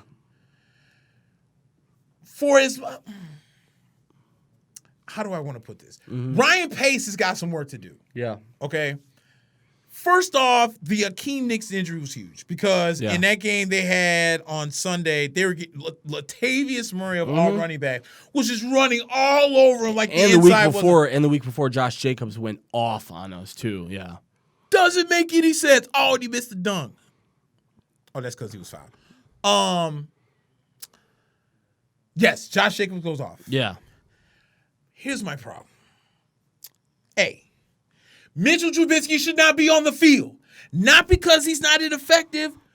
Bro, this man still has a brace on his arm. Yeah, come on. And it's not like he's your savior. It's not like he's Aaron Rodgers where you have to bring him back because we don't have anyone else without him. Quite frankly, Chase Daniel was doing okay. And that Oakland game, they probably should have won. I mean, if they won, I would say this. If they won that Oakland game, and they went into the bye with a win, you might have a different mentality about Mitch. Right. You might just say, man, maybe we should wait a couple of weeks with this guy. And but I will say this to rebut that, Nick. I don't think Mitch was the reason we were so terrible on Sunday. Oh, no, hell and no. I feel bad for him because it's turning into this Rex Grossman thing with Mitch, where Bears fans just don't really understand what's going on with the team and why they're bad because they're so used to seeing this team that came out last year and was competitive every game. Yep. And I think Bears fans just automatically go to Mitch Trubisky sucks. And quite frankly, I don't think it's that. I don't think he's this bad. So at some point, you have to look at your coaching staff and say, what are you guys doing? Yep. And you also have to take a look and say, how do you come out against Oakland, not score any points in the first half, and then go gangbusters for a quarter and a half, and then just give up a last minute drive, mind you, a 90-plus yard drive to Oakland to lose that game. So, but I agree with you because the Vikings this week, man, as a Bears fan, you look at that and you go, man, that's scary because we have to play them again one more time. And I know we got the best of them the first time around, but if they're able to run the ball like that, because the reason why they couldn't do that against the Bears is because they couldn't run the ball. Right. And if they can run the ball, they're a completely different team. Right. And we saw that because listen, Washington, we talk about they're not that bad of a defense, but the way that the Vikings were able to move the ball, I was honestly impressed by them, and you can tell that they do, like you can tell they have the influence of veteran guys. They're well coached, and the defense has always been good. So it's as a Bears fan and as an NFC North fan, and if I'm the Packers, I'm nervous this week because I've got to win. Because if I don't win, I've got the Vikings, coming off of this win. If the Bears get a win, all you're doing is giving them more momentum, the Bears. And quite, I don't think Detroit's dead yet, but Detroit obviously is. They definitely treading water. Yeah, severely behind right now. But Detroit's going to be another candidate for the rest of the year to beat teams they shouldn't beat. Right. Because they're going to come in with extra motivation. And listen, this game on Thursday really opened my eyes that the Bears have to wake up. This is, I know, a lot of people look at 3-3 and go, well, we could be worse. It's a 10 games left in the season, and we've got no, man. You got to look at this differently. The way that how good this division is. If you're looking at other teams that are 3-3, 4-2, something like that, but you've got two of the best teams in the NFC in your division right now. So you've got to start to look at it with some urgency. But I don't know what we learned about the Redskins, but I certainly think we learned a lot about the Vikings this week. By the way, I think the Vikings next week, they play the Chiefs next week, and then they play the Cowboys after that. So they've got a pretty tough. By the way, Mahomes not going to play this week, obviously, but apparently they're saying he looked pretty good, and they might see him. I think it's a mistake. Huge mistake. Yeah, I think it's you're one of the best teams in the AFC. I think a lot of it has. I think what they're going to do has a lot to do with what's going to happen on Sunday. They play, I believe, against the Packers, if I'm not mistaken. This Sunday night. And if you lose that game, you might be putting yourself in a nervous position where you're like, maybe we should bring back Mahomes. But if you win that game, I would just sit him, man. Sit him until the bye. I know they don't have a bye till week 12, but dude, who cares? This guy dislocated his kneecap just a week ago. I don't want to take that risk. Right. I'm with you on that. And what is okay? This is why I think Kansas City is desperate. Mm-hmm. Because, and that is the most proper use the word of the word to use is desperate. Desperate, yeah. Because if Kansas City had 5 seconds of defense, they would probably be undefeated. Right. Yeah. You wouldn't have Mahomes. You wouldn't have not. You'd be like, okay, look, we got some good weapons. Right. Matt Moore should try and get them to the guys, but we got a defense that can keep us in games. Yeah. They don't have that right now. Right. Another reason why they're desperate is because, let's say in those 3 games, all right, I'll just say it's the Oakland Raiders. Yeah. Oakland, surprisingly, has maybe played better than a lot of people thought. Yeah, and better than their record shows. I know they got straight up ransacked by Aaron Rodgers, but every team has bad games. They were close. It was close in that Chiefs game. They lost. They were close with the Chiefs. So they look better than 3-4. Yes. With that being said, the Chiefs know coming off back-to-back losses that they could easily find themselves in a virtual tie with Kansas City if Oakland wins this Sunday. Right. Or they could be in a virtual tie with Oakland if they win this Sunday. Yep. So what do? You have Andy Reid, who could be potentially coaching for his job, make what could be in one of the worst decisions you could make by having your franchise quarterback come back a whole lot earlier than he's supposed to. Right. This man damn near had to pop in his own knee. When you saw his face going, like, when he was doing this, I was thinking, this is it. This is the season. Yep. You know, like nobody reacts like that to a minor tweak, you know? Right. And when you saw the replay, it looked nasty. You could see the bulge almost move on his knee. And then when the trainers came in, you can see them pop it back into place. And then shout out to my boy Alex Aldape.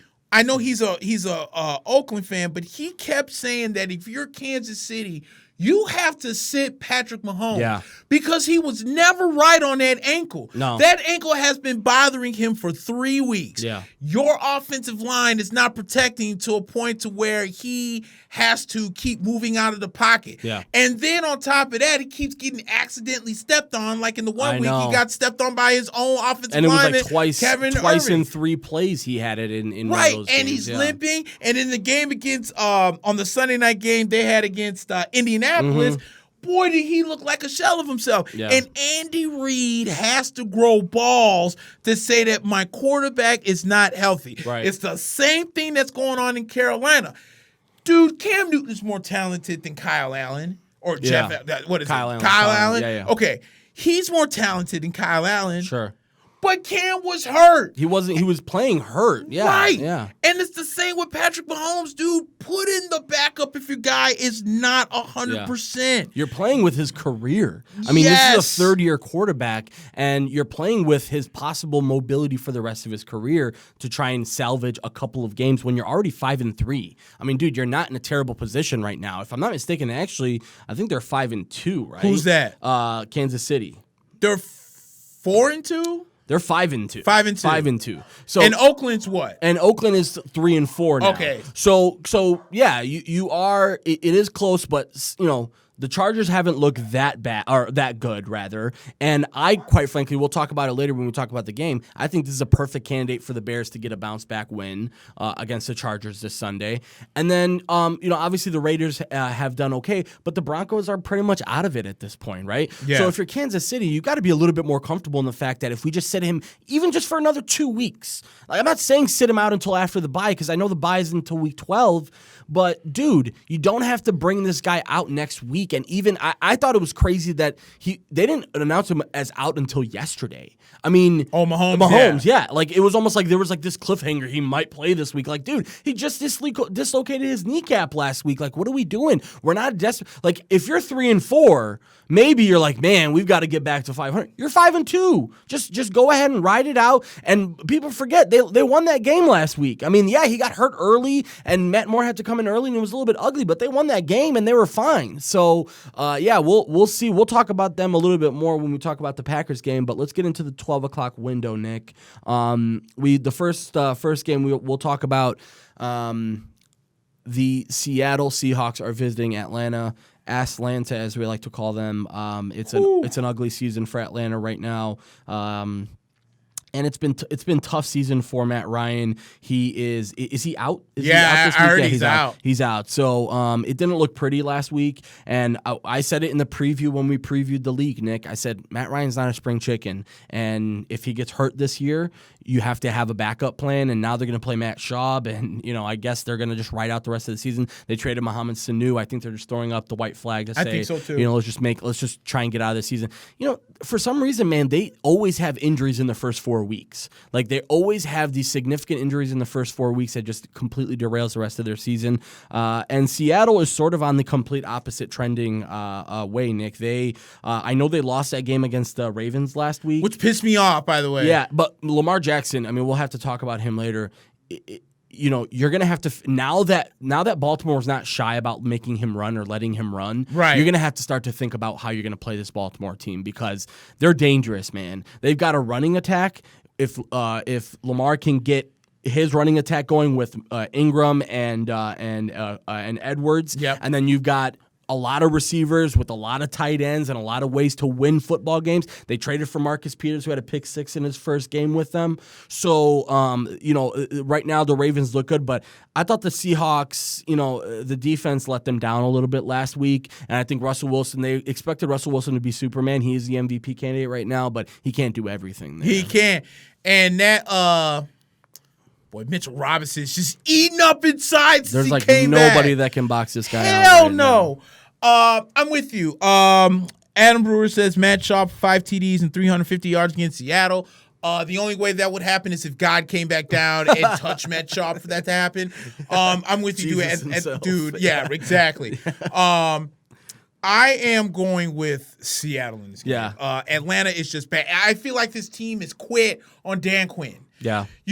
I mean, Julio Jones had to come out in the week and basically have like a team meeting to say, dude, we got to play for this guy. Like whenever you have to remind your teammates, we got to play for our coach, shit's not looking really good for you. Did you see the video of because Pastor Troy is a huge Atlanta fan. Falcon, yeah. And he went into the Falcons locker room and they're just looking at him like who the fuck is this dude? Like, dude, why are you coming here, dude? Here, man? We're 1-5. Suck. Yeah, we suck, bro. Yeah. And he's got the championship title on, and he's hopping around, and everyone's like, "Oh yeah, we'll jump it."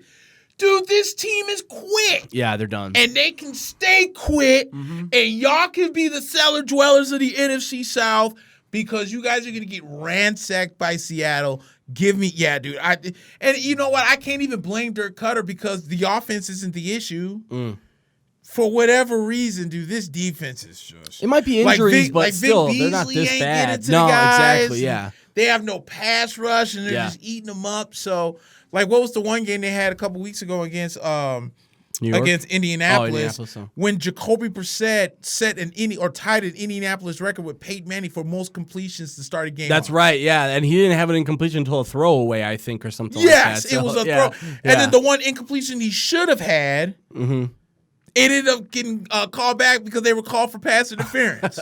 Yeah. So, dude, Atlanta's they're just a bad team right now. So, I'll take Seattle. 8.5-point favorites are Seattle on the road. So, that lets you know how bad Atlanta is. Shows you how bad Atlanta is. Exactly. And they got a and I saw a lot of ESPN guys saying this is a trap game for Seattle. This is they're probably overlooking them. I think if I'm not mistaken, I'm gonna look it up because I think Seattle plays San Francisco coming up or somebody big.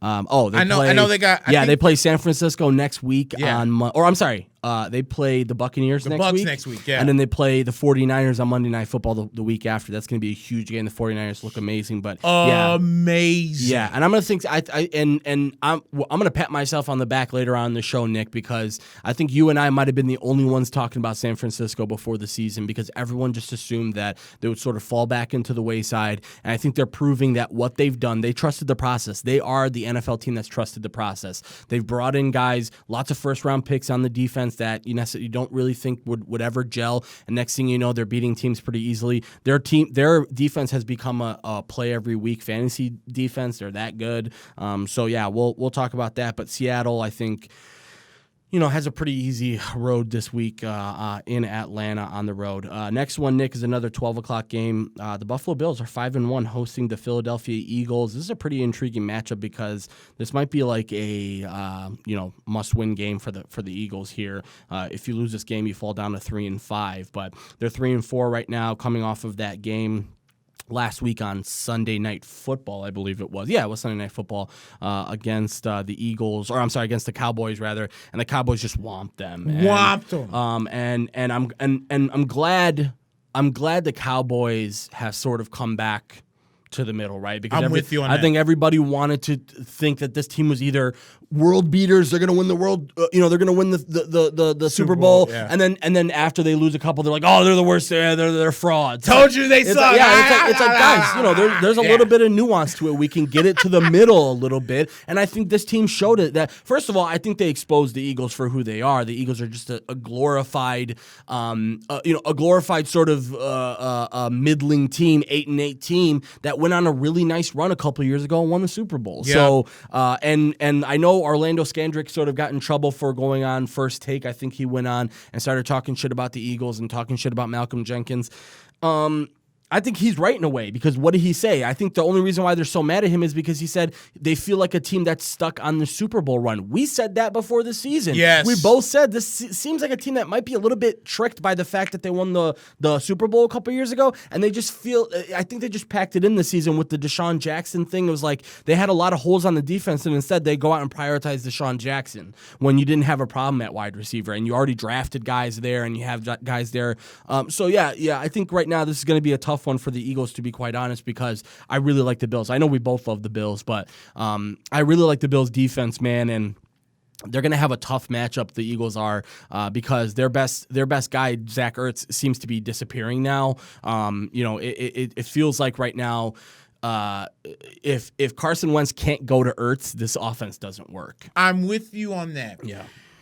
Here's my issue with Philly. Mm-hmm. Oh, no, it's not even so much with Philly. Yeah. Did you hear what Michael Irvin said after Dallas beat Philadelphia? No. It spurred a debate, but he said that when Dallas beat Philly, Dallas pretty much locked the division. And people were like, oh, that's not true, blah, blah, blah. No offense. Yes, it is. He's not that far off. He's not that far off. Think about it like this. Washington still kind of, the Redskins are the Redskins. The Giants are rebuilding. And Philadelphia, it could be 3-5 this week. Thank you. Keep playing like they're just the middle of the road team. And so now if you're Dallas, you're like, okay, we just did what we're supposed to. We beat, not only did we beat our division foe, but what we also did was we put space. Technically, we have a 2-game lead on them because they have to beat us now twice in order to take the division lead. Right. So there goes Mitchell Robinson with a 3-block. Man, he's so good with that. So what I clowned him. So I agree with Michael Irvin in that sense. I think what kills me a little bit with hold on, for some reason I'm having an issue with keeps flipping out of it. Yeah, right? it keeps cutting out. I'm not sure why. What your buddy Hasib said, what's going on? What's up, Hasib? I love you, buddy. What was that? Oh, okay. So with Philly, I don't want to say I feel like they packed it in. I just don't think that this team was as good as everyone thought they were. Yeah. And Dallas kind of exposed that on Sunday. They have an even tougher, because what was one of the teams that I said that I was real high on this year? Buffalo. Yeah. Buffalo is 1 Josh Allen concussion and 3 Josh Allen interceptions off the back foot away from being 6-0. Yeah, that's true, man. You know what I'm saying? Because they made Tom Brady look like the 42-year-old quarterback that he is. They really did. That's how good Buffalo's defense is. You feel what I'm saying? This team is really good. Now, last week, yes, they did come off. They did come off as they scored 31 points and they got the win and they're on fire. And I don't see Philadelphia going to Buffalo and beating the Bills. No, yeah, it's hard to beat Buffalo if you're a really good team and with a really good defense. But when your one weakness is defense and Buffalo's one weakness is their offense, and they're going to be able to score points on you, I don't really see Carson Wentz doing much of anything this week. Me neither. And again, when we talked about it, if Zach Ertz isn't getting the ball constantly, it seems like this team can't do their thing effectively. Right. So, and by the way, Buffalo coming off of a win last week, they played, who did they play last week, Buffalo? Was it, Miami. What? I'm sorry. It was Miami, yeah. So they beat up on the hapless Dolphins last week. For those of you who are inclined to bet, actually, Buffalo's only a 2-point favorite in this one. That's pretty surprising, honestly, Nick. I think Vegas still has respect for Philadelphia, and I think everyone in the league is sort of getting off of that boat. I don't think anybody, this secondary is so bad, and then not only is the secondary bad, but they used to be able to stop the run at an effective clip, and now they can't stop the run either. So if you can't stop the run and you can't cover anyone, it's going to be tough for you. I got Buffalo in this one by 2 touchdowns. Easily. I don't think the Eagles can keep up with them. Easily. All right, Nick, let's just get into the depressing portion of the program. We'll go into the Bears. The Bears are hosting the Chargers this week. The Bears with a really disappointing loss last week. The Bears are the score didn't really match. No. I mean, they scored what 10 points in the last, or almost 2 touchdowns in the last 10 minutes. That would have made it look close, but it was embarrassing. The Saints. It might be time to give them a little bit more credit and Teddy Bridgewater because, man, this would have been a test. I get it. Akeem Hicks is out, but to me, Roy Robertson-Harris is a more than good enough fill-in. Right. And I thought the Bears were going to be okay on the run, especially because Kamara was out. But I think the Saints holding out Kamara shows you how much less respect the league has for the Bears this year. I think I said this a million times before the season, Nick. This league is going to figure out Matt Nagy's shtick eventually, and how is he going to be able to come back and really combat the adjustments that other teams are going to make? And he hasn't done that. Right. We made the Saints defense look really, really good last week, and they're not that good. And Mitch Trubisky is not that bad. David Montgomery is not that bad. This offensive line is completely in shambles. Yeah. And it's crazy to think about that this team was a top 6 offensive line last year. Kyle Long apparently was playing hurt all season. I don't really care. Like, if you're gonna play hurt and play like shit, then just stay home. Yeah, stay home. Kyle Long, you didn't do us any good by staying in 3 weeks longer because now he's on the IR. He probably won't play for the rest of the season. But you just cost us 3 games essentially, man. So it's a really tough loss, and quite frankly, the Chargers should be a little bit. I know the Chargers have had a tough run as of late, but they should be pretty encouraged because.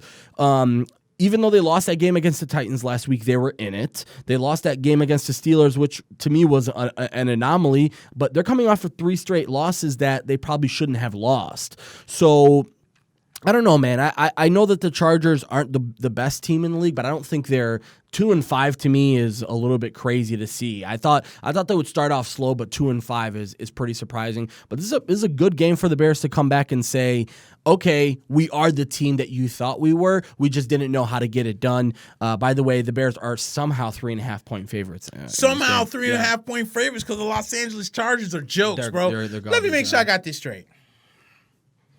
Let's go, because the Chargers and the Bears are both on my hit list.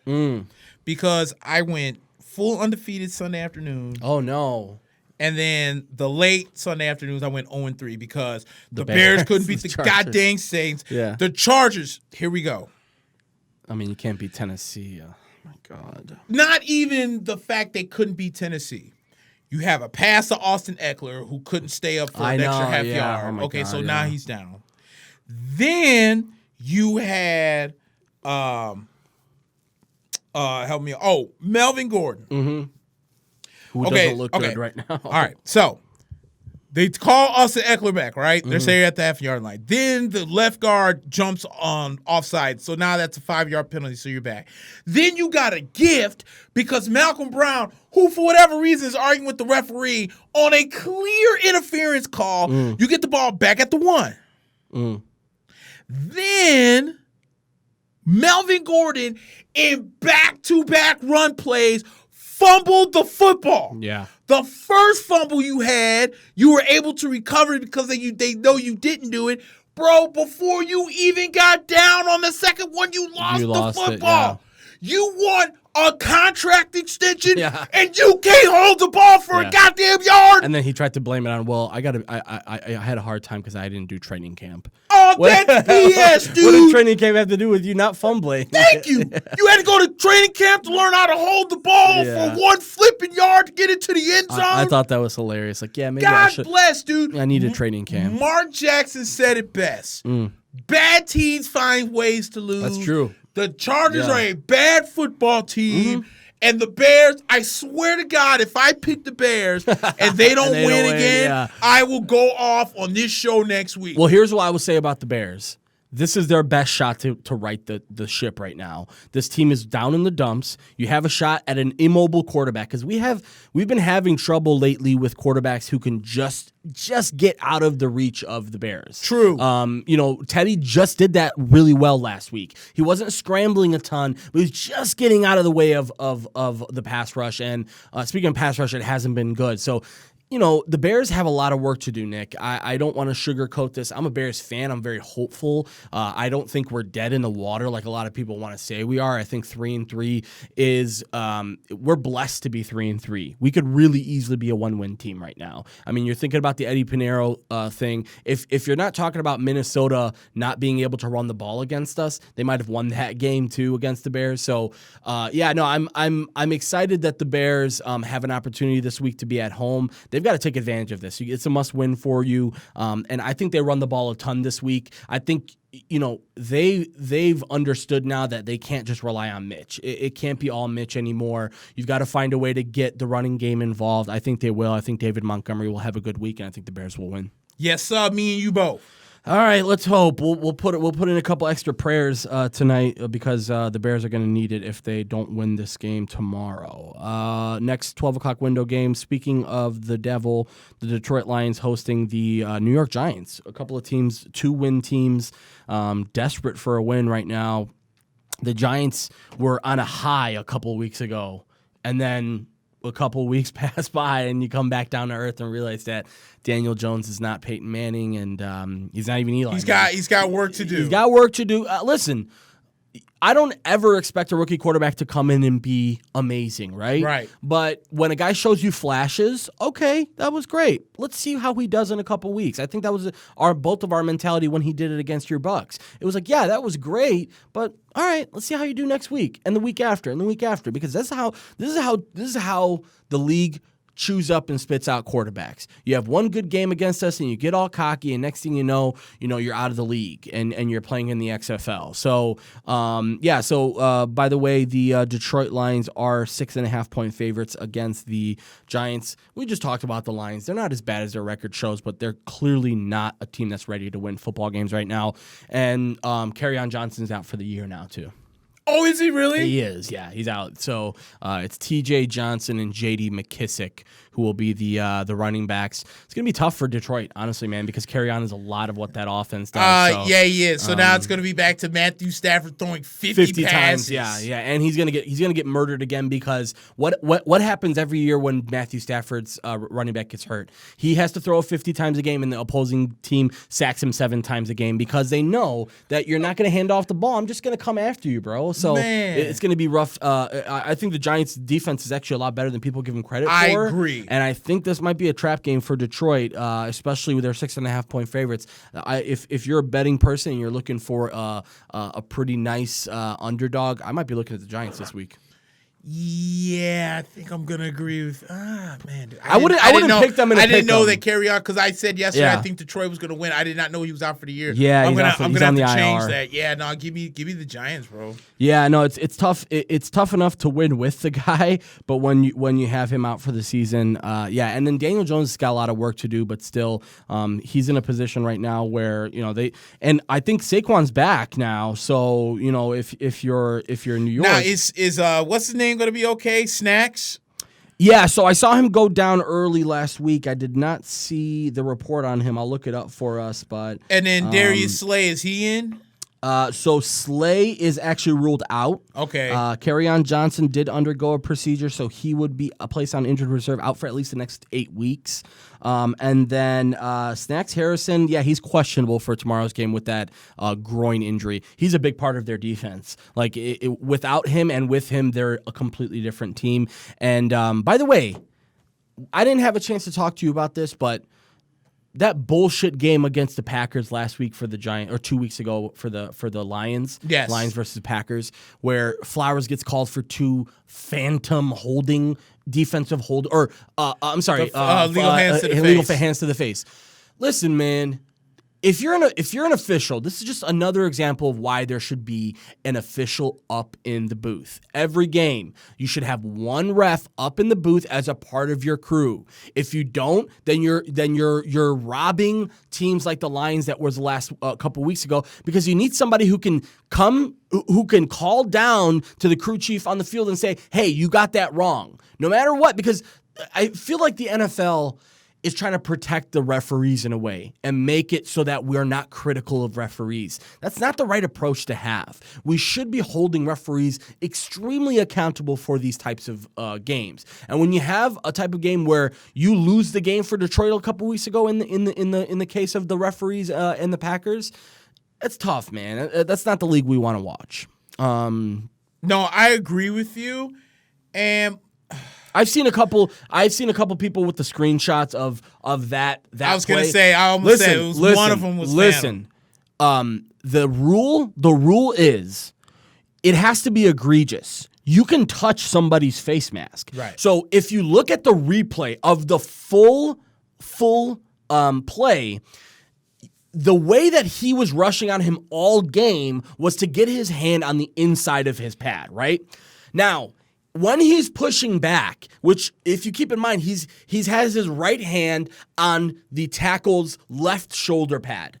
He's pushing him back with the right and trying to almost go towards the left. Now, if his hand comes up and hits his face mask, that's not technically illegal hands to the face. Illegal hands to the face is you are almost stiff-arming him and going. If you hit his face mask and come off, even the face mask rule, the official face mask rule, you can touch a person's face mask. If you get on a person's face mask and come off right away, it's not a face mask penalty. Right. So, it's tough to go off of screenshots. That's why I will say we have to start judging full plays, not screenshots. I get it. There was one replay of that but again, at the very least, it was one really bad penalty and one borderline penalty. Right. But at the very worst, it was two terrible penalties that cost the Lions a game. I'm going to give you that. Yeah. And I will say that the reason why the Lions also lost the game was because 5 times in the red zone, 1 touchdown. That's true.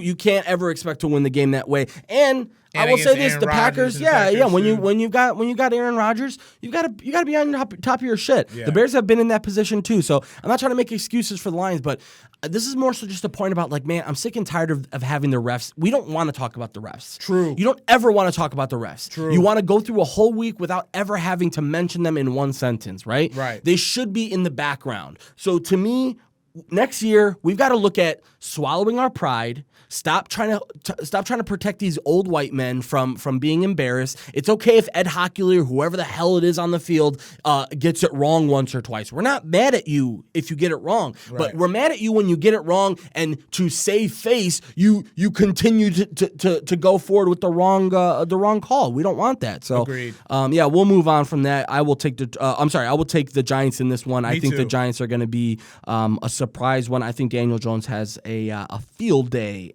in Detroit on turf. The next one, Nick, is your Buccaneers. They are in Tennessee this week. The Buccaneers are 2-4. Yeah, coming off that London bye week. Thank God. I know. I think if you go to London, you need that bye week afterwards. And then Tennessee salvaged their season last week after that win against the Chargers. They're 3-4 right now, still in the thick of things in the AFC South. And Ryan Tannehill somehow looks like some sort of he looks like what Marcus Mariota was supposed to be as Tannehill won them that game last week against the Chargers. And he's an interesting streamer this week because he brings the type of consistency for the Titans that they need to just run the ball. But I don't need to ask you who you got, but what are you thinking about the matchup this week? So Notorious. Mm-hmm. Okay, hold on. So I have to look at this from 2 ways. Mm-hmm. I'm gonna go ahead and X this out because the game's at halftime. Okay. And the Knicks are winning by 5, by the way. Yeah, and playing a good game. Looking really good right now. Hell right. Wow, I'm telling you, man, Fizdale's got this team playing yeah. with confidence. Mm-hmm. And Boston's supposed to be hot shit somehow this year, and you're looking around like, do they look all that good? I mean, I'm not a fan of their roster, to be quite honest. Gordon Hayward and Kemba and Jason Tatum might be leaving in a couple of years. We'll see. Yeah, go ahead. You sign all that money for Jaylen Brown, who's okay at best. I don't know how you sign Jalen before you sign Tatum. Like, I would have waited. I wouldn't even mind if Brown walked because I want the money for Tatum. Yes. Go ahead. Yes. Sorry. So they say that last year when the Bears went 3-3 after the bye week, they reeled off what was like eight yeah, wins it was like 7. They lost to Miami in overtime. Right. And they came back nuts. 7-8, 7-8, I think, something along those lines. Right. Mm-hmm. Now, when I think about Tampa Bay, there's 2 parallels for the Bucs and the fans to stay positive for the season. Mm-hmm. Parallel A. Bruce Arians always does well after the bye weeks. So we look like complete, total utter crap in London, England. Yeah. Couldn't get out of our own way. Quicksand. All across the board except for Matt Gay, who hit all of his kicks. Right.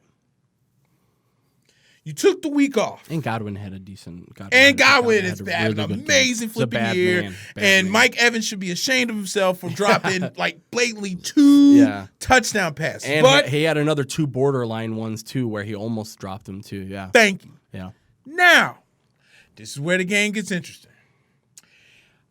Parallel number 2. If you go back to 2016, yes, it would have been 2016.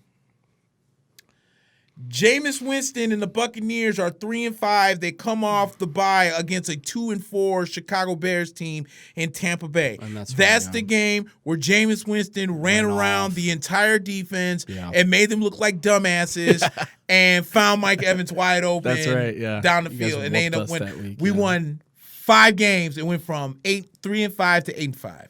That's the parallel I'm looking at. Tampa Bay, again, plays better on the road than they do at home.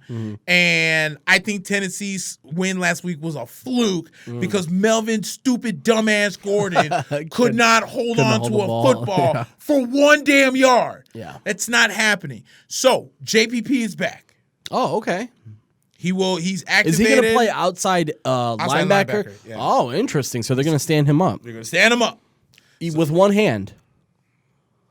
It'll be fine. He's not gonna play. He's not gonna play pass coverage. I'm sure. Yeah, he's not gonna do pass coverage. Yeah, he's got one hand, but still, yeah. But he can still rush a passer like anybody. But he can still sack the quarterback. Yeah, for sure. So I think bringing in JPP is a good thing because what it does is it gets guys fresh. Like Shaq Barrett's kind of been quiet the last couple weeks. Why? Because the focus has been on him. So you're daring Carl Nassib to sack. He's gotten close, but he hasn't gotten there. Yeah. You know what I'm saying? He's not exactly a pass rusher. He's a run stopper. No, he's a great run stopper, but he is not a pass rusher. Yeah. I couldn't agree more. Which, if JPP comes back, now who does that help? It helps your linebackers. Devin White now gets back to game speed. He just came back last week. He gets up to game speed. Good, Levante David already knows what time the game is. But then it helps out your secondary. Young secondary, inexperienced secondary. It needs help. They need help. But they need to brush the quarterback. Yeah. And Bunting said, we're going to get better. Hopefully this bye week happens. Like I said, I don't buy in Tennessee. I don't buy in Tannehill. I think this team is a one-trick pony. It's Derrick Henry, then it's everybody else. Give me Tampa. Yeah, so what? O.J. Howard's out this week. I know he hasn't been very effective either way. But there's speculation on why he's out. Is it a Some trade? people Possible think trade? it might be a possible trade. I know the Patriots were really high on him, but right? whatever deal that the Buccaneers, or they gave the Buccaneers, they told them no. Oh, okay. I'm surprised by that because the Patriots just got more draft capital because they traded Michael Bennett to the Cowboys. So Michael Bennett's on the Cowboys now. Yeah, that's interesting. And they finna release Josh Gordon too. That's right. Yeah, and then they traded for Mohamed Sanu, which but that's my thing right now is Tennessee. We talked about this in the first game. They trick you into thinking they're a winning football team. It seems like once every 2 or 3 weeks, they have this game where you're like, wow, that defense isn't bad. And, oh, my God, they can really run the football. And then they come out and they have a 2 or 3 stinkers in a row. I do think, though, Tannehill at quarterback has really changed this team. Mario, it might be time to start thinking about the whole Mariota bust thing, because Mariota's whole shtick out of Oregon and the whole thing with him coming out was his ability to create and sort of improvise his way into scoring, and he's done that at a inconsistent clip with the Titans. But when he's bad, he's really bad. Yeah. And I was surprised to see them pull the plug on him so soon, to be quite honest. But Tannehill came out last week, was very efficient. Between 10 to 15 yards, he's very good. True. He can really, really sling the ball between that 10 or 15 yards intermediate mark. Now, what I really think is they need to find a way to stretch the field a little bit more. Tennessee does, because teams don't really respect Derrick Henry anymore. It's kind of crazy. Derrick Henry, they'll let you get your yards now. Like, go ahead, Derrick, get your yards, but you're not going to kill us in the red zone. I know he had a touchdown last week, but that's the mentality of teams now. And I just think Tennessee's due for a stinker right now. So I'm going to go ahead and take the Buccaneers too, man. I think the Buccaneers offense has a really, really good shot to stay in the top 5 offense in the league. Easily, yeah. All they really have to do is just get Mike Evans sort of back into the flow of things. I don't want to speculate too much because I don't follow the team as closely as I should to say something like this, but I don't know if maybe Mike Evans is a little bit looking at Godwin and saying, where's my love? Because Godwin's I think he might be leading the league in receiving this year. Yeah. He's close. He's close. So either he's leading it or he's like top 7 3. years. Yeah. So to me right now, Mike Evans has been the number 1 receiver for the last couple of years for this team, and I would like for them to show him a little bit more love early in the game, because Godwin does so tremendously out of the slot. It's almost hard not to get him the ball. Exactly. Like, it's like, dude, he's open on every other play. We've got to get him the ball. And we saw that even in the Carolina game in London, where it was like nothing was working except Godwin in that game. So, and balance too. Do you need to see more balance with the running and the passing? I would like to see more Ronald Jones. I would like to see more Peyton Barber, because I think they gave up on that in that Carolina game because they were just thinking we've got to come back and try and get some points. And have put Jameis in quicksand, quick as hell. Yeah. And he could not get out of his own way. Jameis isn't going to win hero ball. Like, when are you going to understand?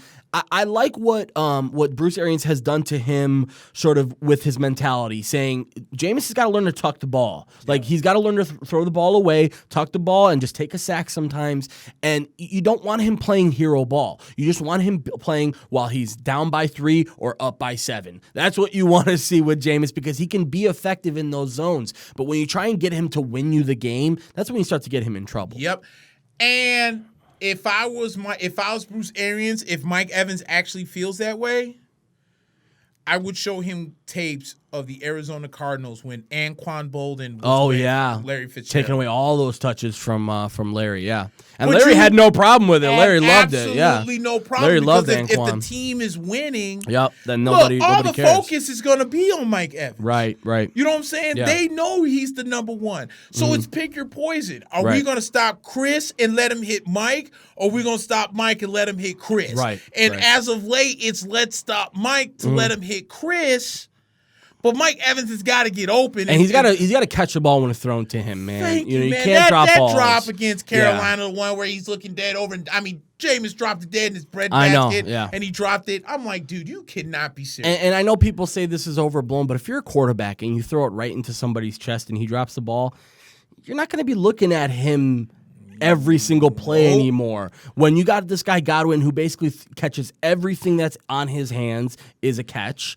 You gotta try and find ways to gain yards. So, but I still like Tampa Bay in this game. I think they'll find the balance that they need, and I don't think it'll be a high scoring game, but I think Tampa Bay will score just enough to win the game. Yes, sir. All right, let's move on to another noon game, Nick. It's the Denver Broncos, who are fresh off of 2 wins for the Broncos, as they are 2-5 now. They have 2 wins in their last 3 games. That L last week. Yeah, that game last week. But again, that game, Kansas City to me did the exact right thing in that game. They didn't try and win the game on offense. They just focused their time on making sure that Joe Flacco was going through hell every single play, and he was. And quite frankly, he got his receivers into a lot of trouble that game. Philip Lindsay on one specific play looked back at it and said, "What the fuck are you doing? Yeah. You're getting me killed here on the swing route when you could just throw the damn ball away." It might. I was gonna say it might be time to move away from Joe Flacco, but who else do you have in Denver? It's like that Drew Lock kid. I know might, but what are you gonna do other than Joe Flacco right now? Let me say this. It might be time to move on from John Elway. Oh, okay. Yeah. I mean, it's not like he's done much for you. No offense to John Elway, but for a guy that was an amazing quarterback, He's a terrible GM. you are a terrible flipping GM. Case Keenum. Let's go down the timeline. Sure. John Elway looks like a genius when you convince Peyton Manning to leave Right. Indianapolis to come to Right. Denver, right? Sure. Now, this is where it just all goes downhill from here, and he's in a downward spiral. Brock Osweiler was supposed to be the next man up. He spurned you to go to Houston. Then you were supposed to get Colin Kaepernick, but then you messed that up because you couldn't sign. You guys couldn't agree to a deal, Right. a contract extension, so you nixed that deal. Yep. Then you went out and you drafted Paxton Lynch while Trevor Siemian, who was familiar with the system, Yeah. you bring in Paxton Lynch because he was supposed to be the next guy up, but then you couldn't develop him. He never and even then saw the field much. He barely saw the Yeah. field, and then He's in you end Seattle up letting him now, I go. think. Right, Yeah. you end up letting him go. Yeah. Then you signed Case Keenum. Oh, Didn't my hang God. with him for a Yeah. whole year. Yeah. Then you go out and you trade for Joe Flacco. Oh, my God. But then you draft Drew Lock. Bro, I just named like 7 quarterbacks Yeah. you've gone The last through 3-4 in the years. last 3-4 years Yeah. because you cannot develop a quarterback. You don't show the patience, Yeah. or you flub somehow. Yeah. And you flub the Kaepernick deal while Cap was still hot. Yeah. And that could have worked out for them. It could have worked out for him. Yeah. But because Cap wanted a few extra $1 million and you was being And cheap, you could afford it. It's and not you like you couldn't afford afford it. it, Yeah, right? yeah. They just like, well, screw it, I guess. I'll find, he's in the position. At he's that in now, time, they so- were still riding the high that this defense is so good anybody can play quarterback. It's like, Exactly. yeah, good luck with that. Exactly. But now Von Miller's older. Bradley Chubb's out with the, For the year, ACL. yeah. Chris Harris Jr. is on the trade block. You just traded Emmanuel Sanders. Mm-hmm. Joe Flacco ain't worth a damn. I think he needs to go ahead and retire because he just looks lost out there. Yeah. He lost all his confidence when he got his job taken away from Lamar You can't Jackson. make basic throws anymore. Based on injury too, though. Mm-hmm. So it's like, okay, I got hurt. Here's Lamar. Hey, coach, I'm back to play. It's like that scene in Remember the Titans when Petey walked out and tried to get his job back. Yeah. And the coach was like, you can go ahead and sit on the bench. That's what happened to Joe Flacco. Yep. In a different situation, but the result was kind of the same. Yeah. And that's why I think with John Elway, since the Super Bowl year, the Denver Broncos have regressed. For sure. And I think as much as you love John, see, look. He's a legend, but, Right, and we'll talk about them here in a little bit. But the difference is, look at John Lynch in San Francisco. Oh, yeah, wow. John Lynch played on one of the greatest defenses to ever play in the NFL. In the the 02 NFL Bucks. period. Look at the 02 Bucks team. Simeon Rice, who is, and I know people are like, oh, how about Brooks? He's a Hall of how Famer. about Lynch? Yeah. Oh, how about Sapp? Simeon Rice will forever be my favorite Buccaneer out of that group because Sapp, Brooks, Lynch, Spires, Rondé, Brian Kelly, all the Dexter Jackson. That's how you know I'm a real fan. Yeah. All those guys were on that team. But the minute Simeon Rice came in, you had a real edge rusher. Yeah. That Buccaneers defense went to brand new heights. Yeah. And he made Warren Sapp look really good. Oh my too. God. And that's why to this day, you can tell me everything about Sapp. I love Sapp. You can tell me everything about everybody else. Simeon Rice will forever be my favorite Buccaneer. Yeah. And if I could ever find an old school Bucs jersey big enough that I could find Simeon Rice, I will sell the farm for it because he will forever be my favorite Buccaneer in that defense. 97, right? Was it 97? We got him. No, I'm sorry. What was his number?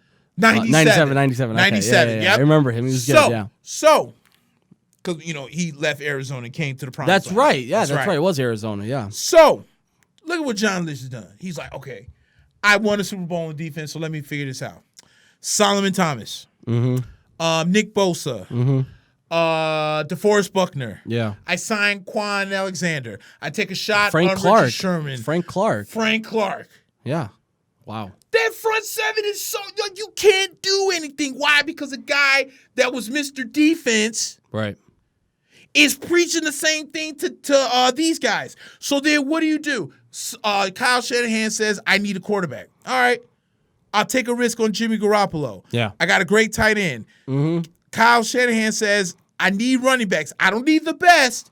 I need guys that can run. Here's Tevin Coleman, what program away from Atlanta. Here's Matt Breida. He's they tried it with Jerick McKinnon, and McKinnon hasn't stayed healthy, but he's been aggressive with running backs. Yeah. John Lynch has made the proper moves for this team to be where they're at. That deal was smart for Sanders, man. That was a good deal for Sanders. Great deal, because they needed a wide receiver, because all the focus is on Kittle, and you're daring these other young guys who are struggling, but let's bring in a veteran in Emmanuel Sanders because he's just going to rot in Denver because they suck. Yeah.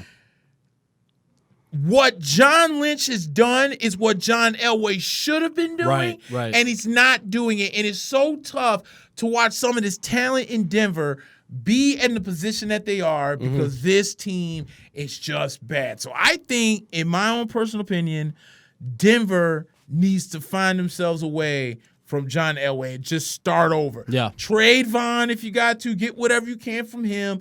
Hope that Bradley Chubb can recover from his ACL injury. Gather up the draft picks.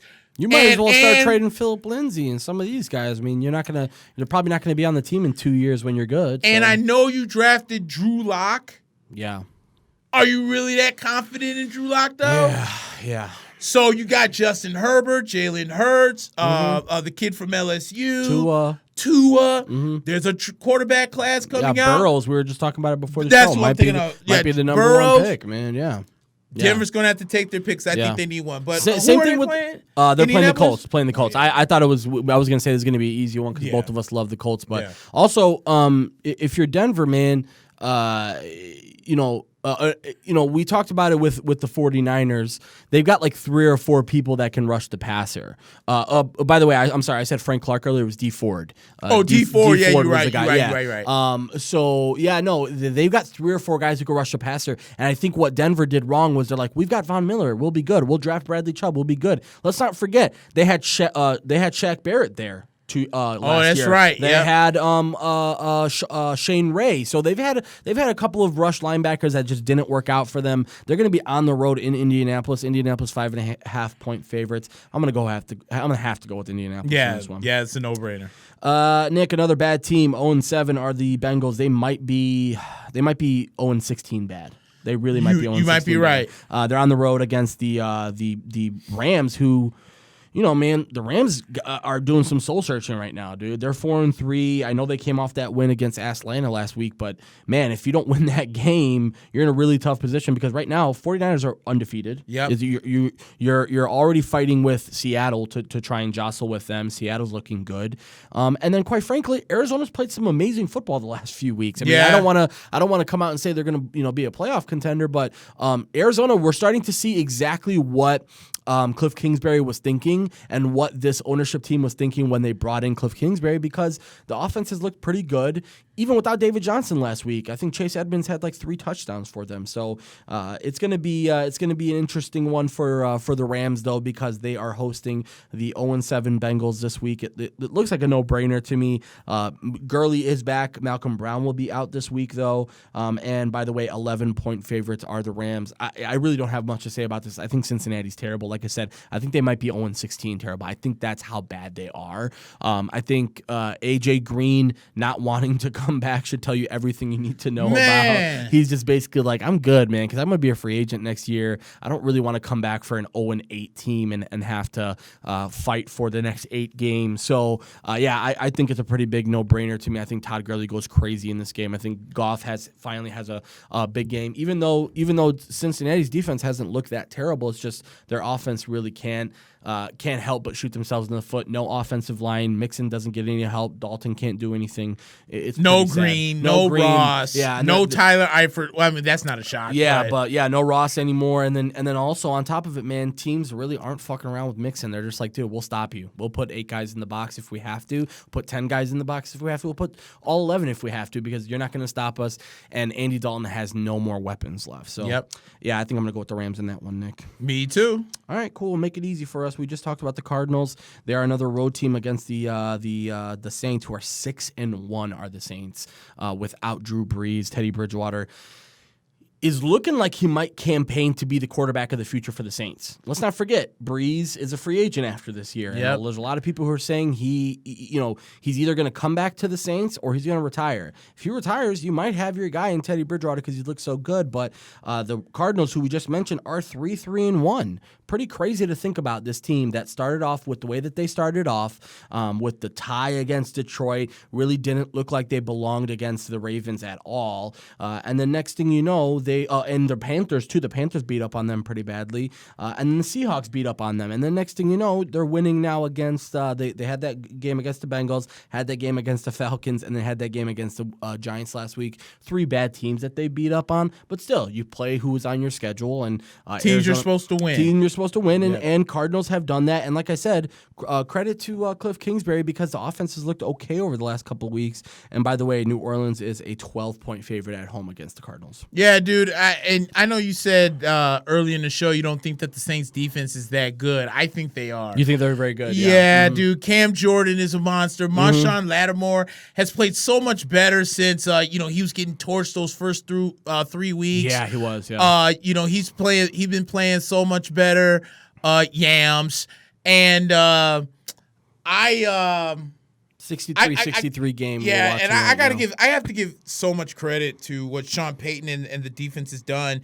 They've especially last week, no Alvin Kamara, but Latavius Murray was just a monster against the Bears defense, who I think really last week showed why they missed Akeem Hicks. They was just running right up the middle. So I got to give love to where love's due. I mean, the Saints really look good, and then I think it's gonna be a tough test for Arizona. Kyler Murray is looking good. I'm not dissing his abilities or anything like that. He still looks like a rookie, though. But he still looks like a rookie at times, and he's gonna definitely look like a rookie come on Sunday. So I like the Saints. Okay, yeah, no, I think I was gonna go with the Saints, but I still think it might be interesting, because if Kamara misses a game, you're looking at a defense in the Cardinals that has looked okay the last couple of weeks. And if, like I said, I don't think New Orleans is a bad defense. I just think we made them look like the 85 Bears last week. And I know that we had those touchdowns late in the game, but those were garbage touchdowns that, quite frankly, the Saints didn't care about. They were going to let us score those last 2 touchdowns, if we wanted to. But and I was surprised the Bears even got the onside kick. I mean, how shitty is that, where you have no chance to win and you kick an onside kick and you recover it as if you're trying to give yourself a shot. Right. But yeah, no, I still think New Orleans wins this game because they're at home. If this were in Arizona, though, I would be interested to see how Arizona responds to that. But again, on the road in one of the toughest places to play in the NFL, in New Orleans, it's loud in there. I guess we'll both take the Saints in that one. And the last 12 o'clock window game, Nick, is the New York Jets, who got their first win last week, and they're going to be on the road against Jacksonville, who is playing solid football. They're 3-4, so it doesn't look all that cute, but the defense has been okay, even though I thought they would look a lot worse without Jalen Ramsey. They've looked okay. Jalen Ramsey officially in LA now, and I think they have a shot to beat the Jets this week and go to 4-4, and that's going to be interesting in the South, because that's going to put all 4 teams in the AFC South in it, basically.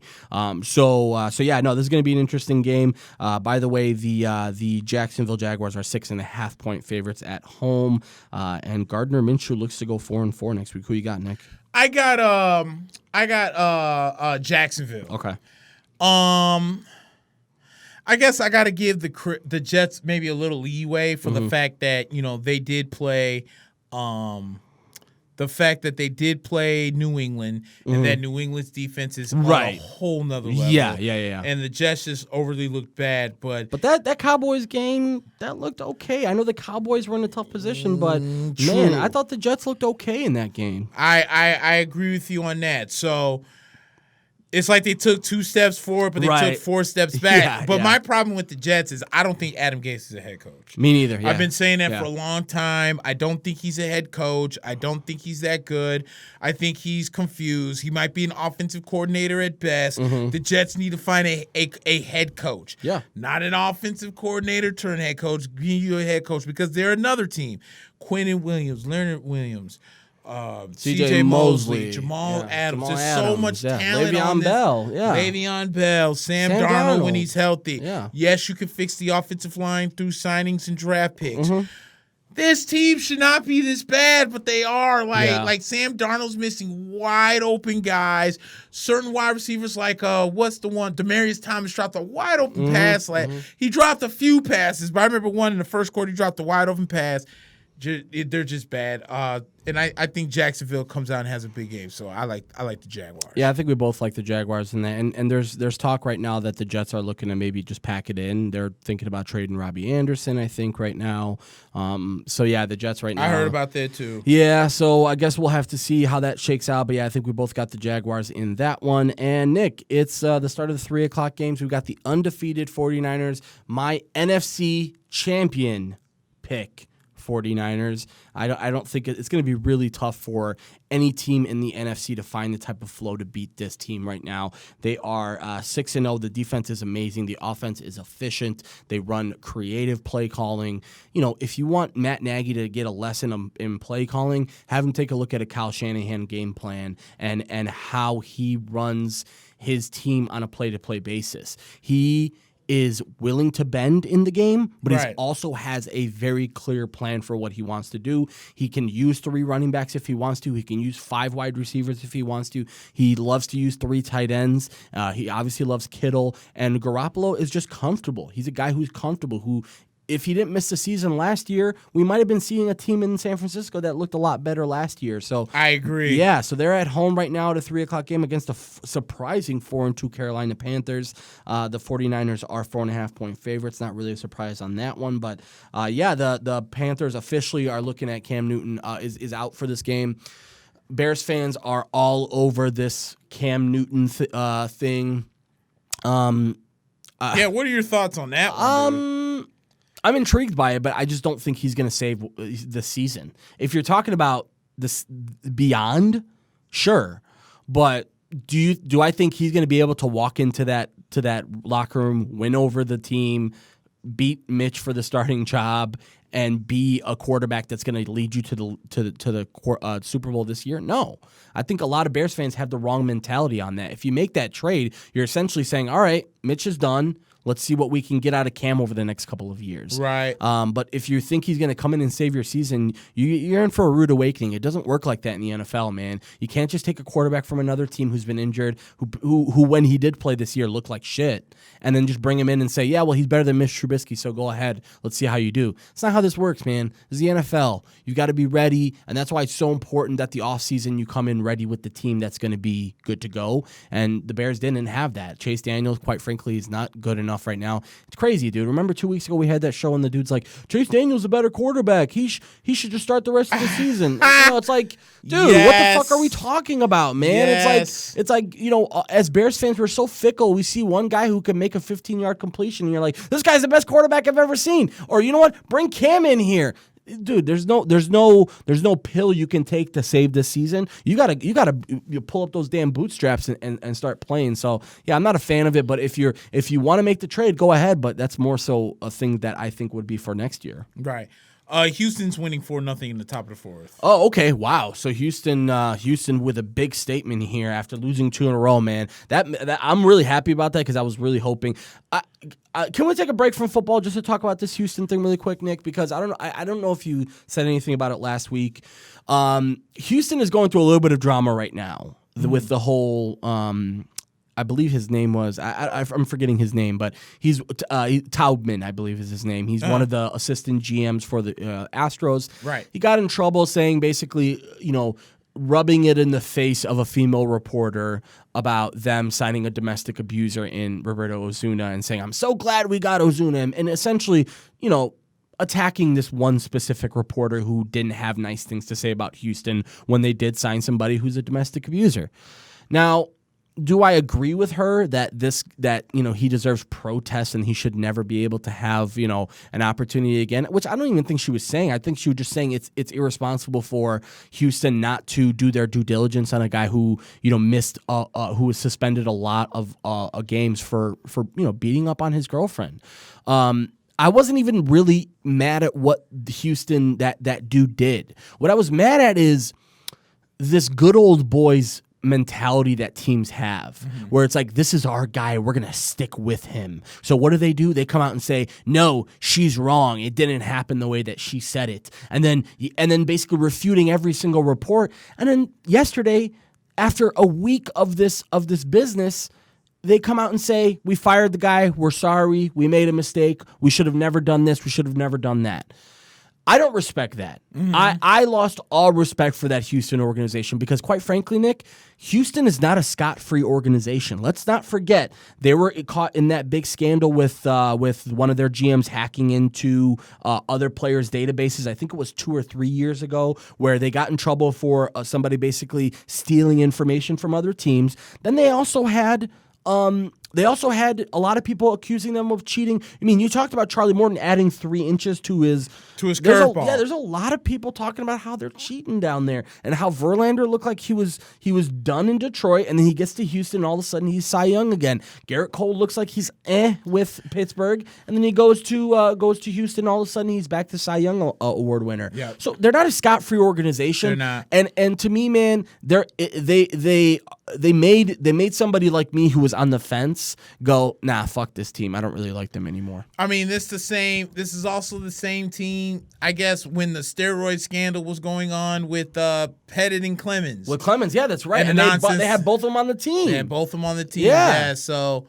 sorry, I took us off on a tangent there, but I couldn't help. No, you're good. Help it, man. But I agree with you. I don't know. Something's not right. Yeah, something's not right with Houston. Either they have like the Jesus of pitching coaches, right, or something's not right. Yeah. And a lot of people, like, I think Corey Kluber was the first one. Not Kluber, the other it was one. Trevor Bauer. Yeah, Trevor that's Bauer exactly who it was. Yeah. Called him out. It's like, wait a minute, something's not right. You was just a middle of the road pitcher. Now all of a sudden, this pitching coach showed you how to put 3 more inches on your curveball, bro. And Bauer's a freak, and he's a nerd about the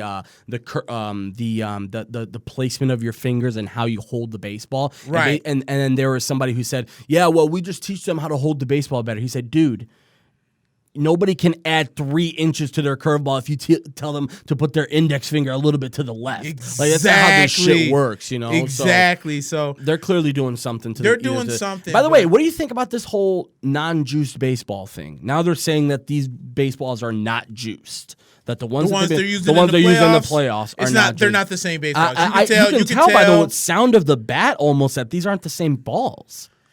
And on top of that, some of the hit. Okay, this how I knew the ball was not juiced.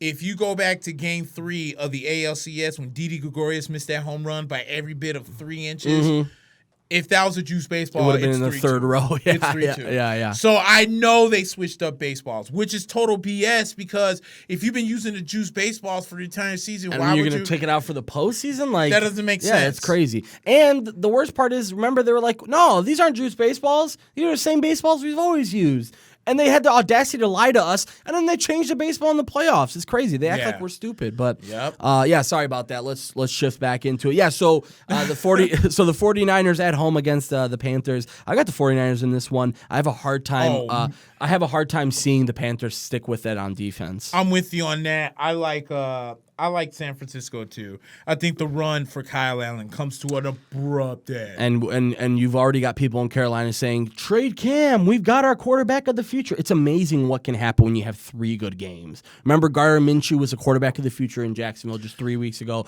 Now it's like, maybe we should wait for Foles to come back. Yeah, maybe we should do some evaluations. Something we said 3 weeks ago. Calm down. Yeah, so we'll see what Carolina says when they lose this game this week. But next game is another 3:00 game.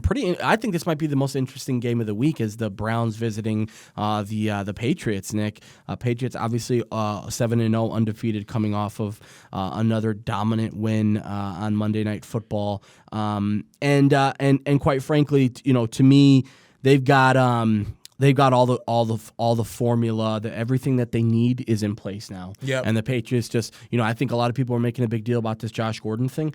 I'll be honest with you, Josh Gordon hasn't had that tremendous of a season. No. It's like people are acting like this guy's been a world beater and they cut him. No. Quite frankly, I respect them for what they did. They said, you know what, Mohamed Sanu brings us more of what we like, and we got this kid Jacoby Myers who's done a good job. We've got that kid N'Keal Harry who's coming back, and there just wasn't any space left for Gordon. And quite frankly, Gordon, they put him on the IR, but I think they're going to waive him. He might have a shot to play for another team this year. Oh yeah. So we might see him with another team, but the Patriots just didn't need him. And by the way, they're playing the Browns this week, and man, this might be a must win for the Browns, Nick. As right now, again, they're only 2-4, so your season isn't lost. But if you drop down to 2-5, you can kiss the playoffs goodbye. I have a hard time seeing the Browns win this game, but I do see this as a trap game for the Patriots. They're 10.5-point favorites at home right now. Yeah, and I guess there's a lot of controversy because Odell Beckham Jr. said, I keep saying that. It was Jarvis Landry that came out and said they guaranteed a W against New England. And then he walked it back a little bit. He said, no, I said I guarantee we're going to go there to win. Okay, I guess. Whatever, dude. People are not that damn stupid. Yeah, you think we're dumb. Cleveland has been the Dr. Jekyll, Mr. Hyde team. 1 week we're like, Nick Chubb is snapping off. I think the thing with Cleveland was they came in with a lot of hype. Baker Mayfield has kind of been up and down. Mm-hmm. The defense has really been up and down. And now they're starting to question, is Freddie Kitchens the right guy for this coach? Because you got to remember, when the season started, or before the season started, when they fired and let Hugh Jackson go and everything, word on the street was that Bruce Arians wanted to he coach really Cleveland. wanted that Cleveland gig, yeah. But Jason Light convinced him to go to Tampa. So I think that kind of put a monkey wrench in the plans of the Cleveland Browns. So you go out, you bring in Freddie Kitchens to work with Baker Mayfield.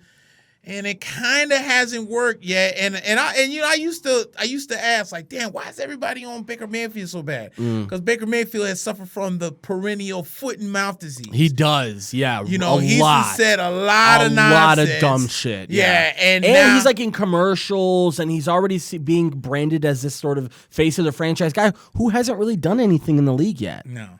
All he did was bring Cleveland a win they hadn't seen in a year and a half. And quite frankly, he didn't really have that great of a season. Like last year, you're like, oh, he's a rookie. He'll be better next year. But it's not like he had this Mahomes-like first season where you're like, oh, my God. And people are right. I mean, they did crown the Browns champs after that. Odell. Remember? It was like, it's over. How could they not win the Super Bowl now? Oh, they'll get Kareem Hunt back in week 10 and this and this and that. Now they're looking at 2-5 this week, Nick. So I can't see the Patriots defense. I mean, that defense is on a historic tear right now, scoring touchdowns on defense, pick sixes. It's amazing. If you have them if you have the Patriots in your fantasy league, you basically have an RB2 as your defense. Really, it's pretty crazy. Really, because you're gonna get at least 20 to 25. At least 20 points. And this week, even against a team that does okay like the Browns, you still might get 20 points. It's crazy.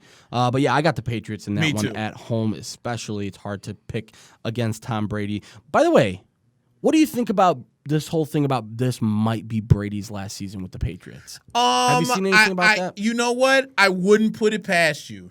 Yeah. Because, I mean, I understand, Robert Kraft might want this man to play till he's, 50. Yeah.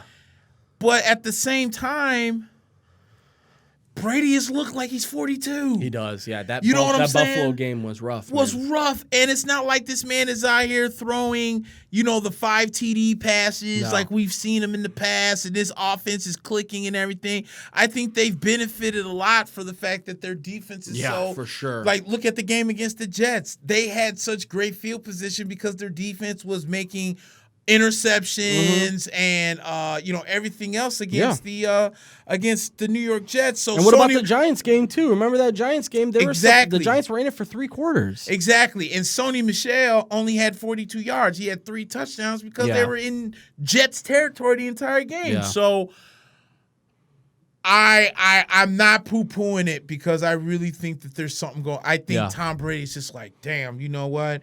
Maybe it's time for me to just, go home. Let me hang with my wife. Let me hang with my kids. I've been playing football for what it's like 18 years now, if not longer than that. It's time to go. I've won 6 Super Bowl rings, and you have nothing left to prove. I mean, you have nothing left to prove. If anything, to me, man, if you go to a team like the Raiders and you have 2 losing seasons, you might tarnish your legacy. I'm not saying it would tarnish it to the point where he's not going to make the Hall of Fame or he's not going to be considered the best quarterback of all time. But, look at the stigma that's around Brett Favre and the way that he exited his career with the whole Vikings stint and the Vikings, the Jets, and then and then he also had didn't he have one more? There was one more in there, right? He left. Wait a minute. He left Minnesota. He left Minnesota for the Jets, I believe, for right? The Jets, and then he spent 2 finished seasons in Minnesota. Yeah. But yeah, and then even looking at it in a certain way, like Peyton Manning. Remember that last season of Peyton Manning, dude, was tough to watch. But the difference between Brett and Peyton Manning knew that was his last year. Right. He was knew ready that to go his shoulder, after that. His neck and shoulder were not holding up. He did not have the same zip in his passes as he had in past. He knew he was done. Yeah. So I don't think Brady has that sort of sense in him. Because here's the thing about Tom Brady. He's been fortunate to not suffer from the same injuries that Peyton Manning has. The neck stuff, right. Because Peyton Manning damn near had to retire after he missed a whole year with the neck injury when he was in Indianapolis. And somehow was able to pull off 5. I think it was either 4 or 5 years in Denver with 1 Super Bowl ring. 2 appearances, 2 appearances, 1 ring, right? Yeah. That's why I'm saying that, like with Tom Brady, I think he's just getting old. I think he's getting, I don't want to say bored, but like you said, it's just nothing to prove for him. Yeah, so, and when it's so easy, like he doesn't really have much of a challenge in New England. It's just like, dude, go out and do your thing. I'm going to take care of the defense. You're going to have an amazing defense. As long as you don't, ruin the game for us, we're going to win. I don't even think it's a challenge thing anymore. I think, to me, man, I think Brady is looking at it in the way that's like, you know what? Maybe I can carve out my own legacy because there are a lot of people who look at him and say he's a system quarterback. He's a guy who's lucky to have Belichick. And if it wasn't for Belichick, then Tom Brady might have been, still a backup in the league. I don't believe all of that stuff, but there are a lot of people who talk shit on him like that. And to me, for him to go to I don't know, the Bears next year.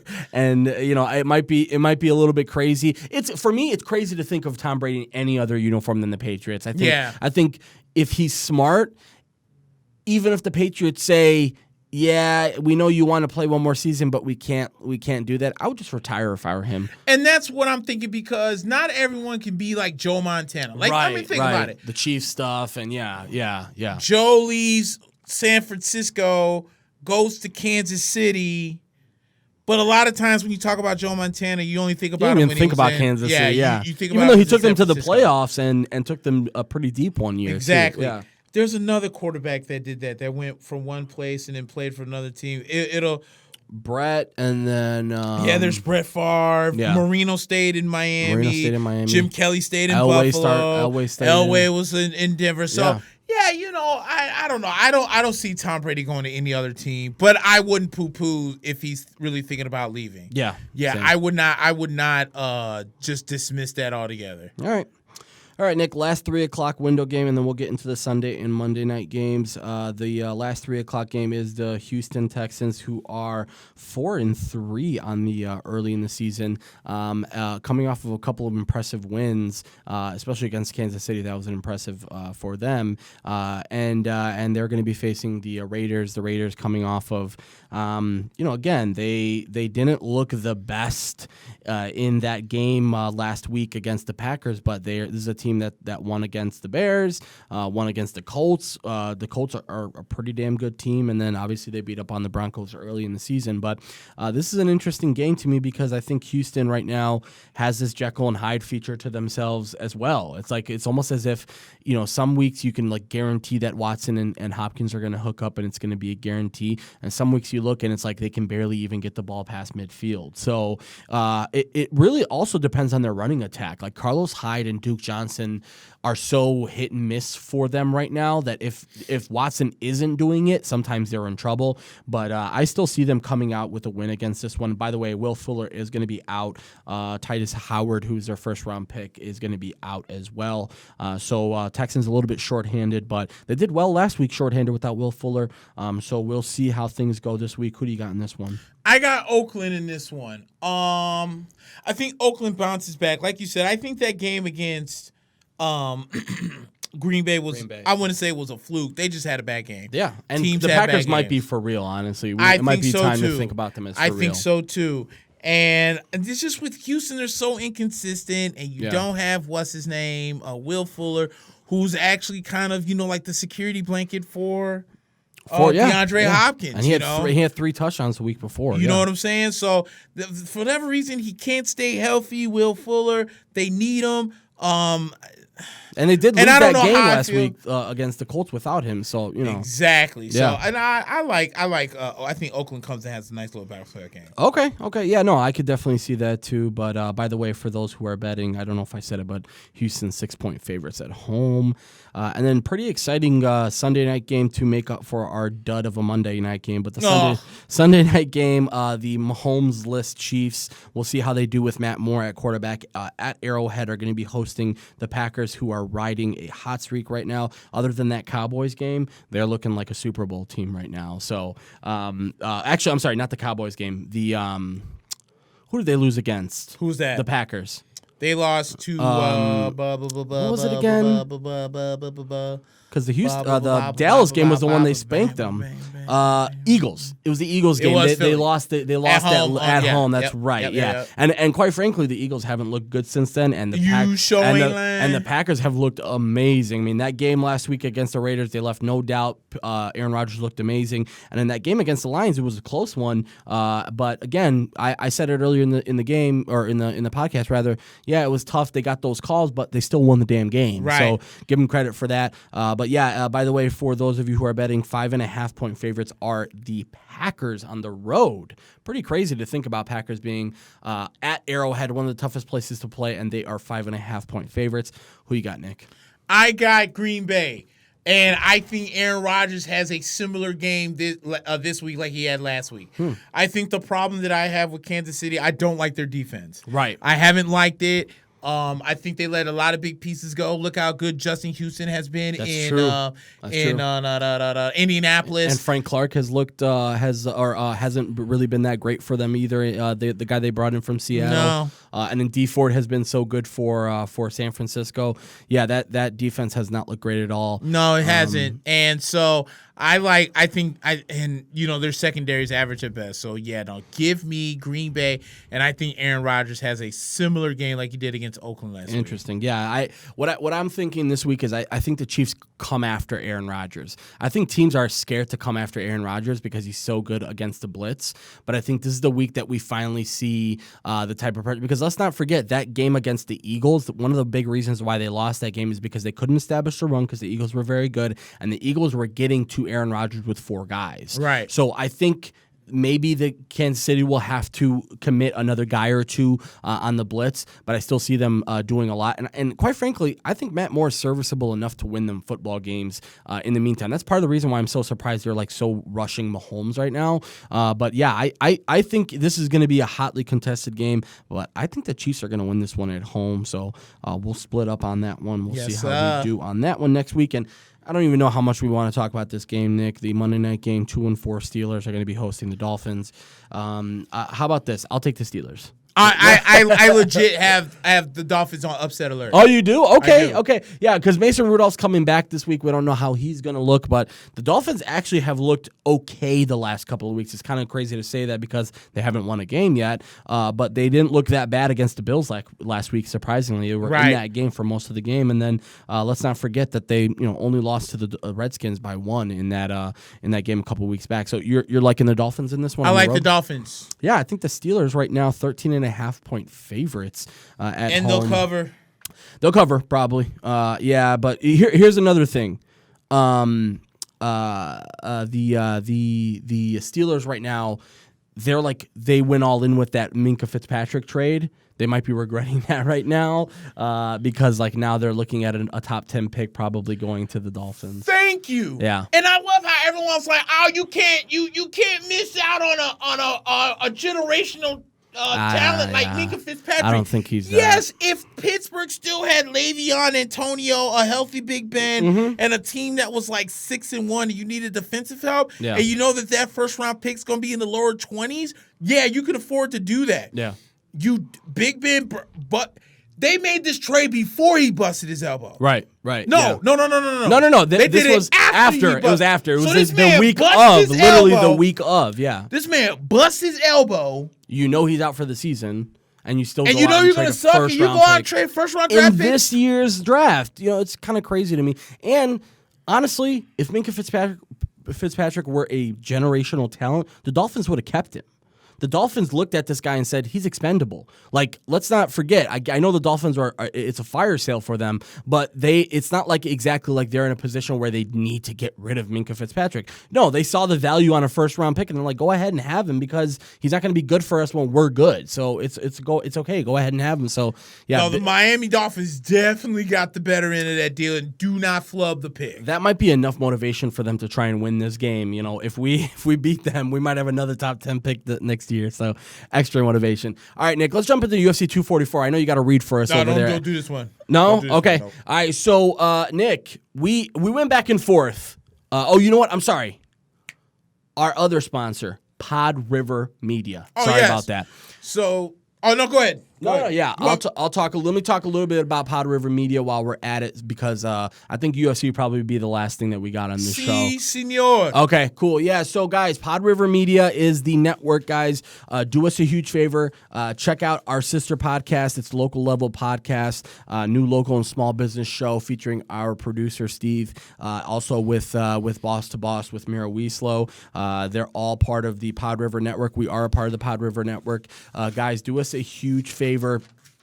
And go ahead and check out that podriver.com website. And also do us a huge favor. If you want to advertise on this podcast or any of the podcasts that are on PodRiver Media, do us a favor. Visit PodRiver Media or podriver.com, is the website. And you can actually go ahead and request to be one of the sponsors if you want to advertise on here, especially if you are a local entity. We're doing a lot. I had a chance to listen to some of that podcast last week about the Rolling Meadows football team. I thought that went really well, and I'm super excited to start to do stuff at Reps and start to do stuff with that team. How's the game, by the way? I missed the game.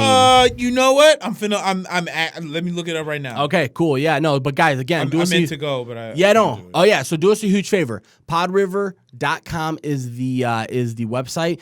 Go ahead and check it out. If you're a local business or even just any advertiser looking to get your name out there onto our podcast, Mack and Black. We've got Boss to Boss. We've also got the Local Level Podcast. So again, the PodRiver Media family sort of is growing, and we're looking to add some more sponsors and some more people to advertise on the show. So again, PodRiver.com is the Website. All right, Nick. Should we just jump into UFC? They won 38-35. Who? Rolling Meadows. Okay. All right, man. Yeah. So Rolling Meadows, and their coach was he seemed like he knew his shit. He seemed like he was very on top of it. And that was a hotly contested game. 38-36 was it? 38-35. 38-35. Wow, close game. So congrats to Rolling Meadows High, as that was a big week on homecoming week too, right?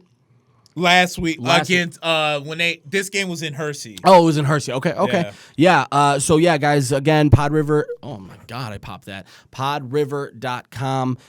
Let's just jump into UFC 244, Nick. So earlier in the week, we saw it. I know you saw it on my Facebook, and we also went back and forth about it on Facebook. Nathan Diaz.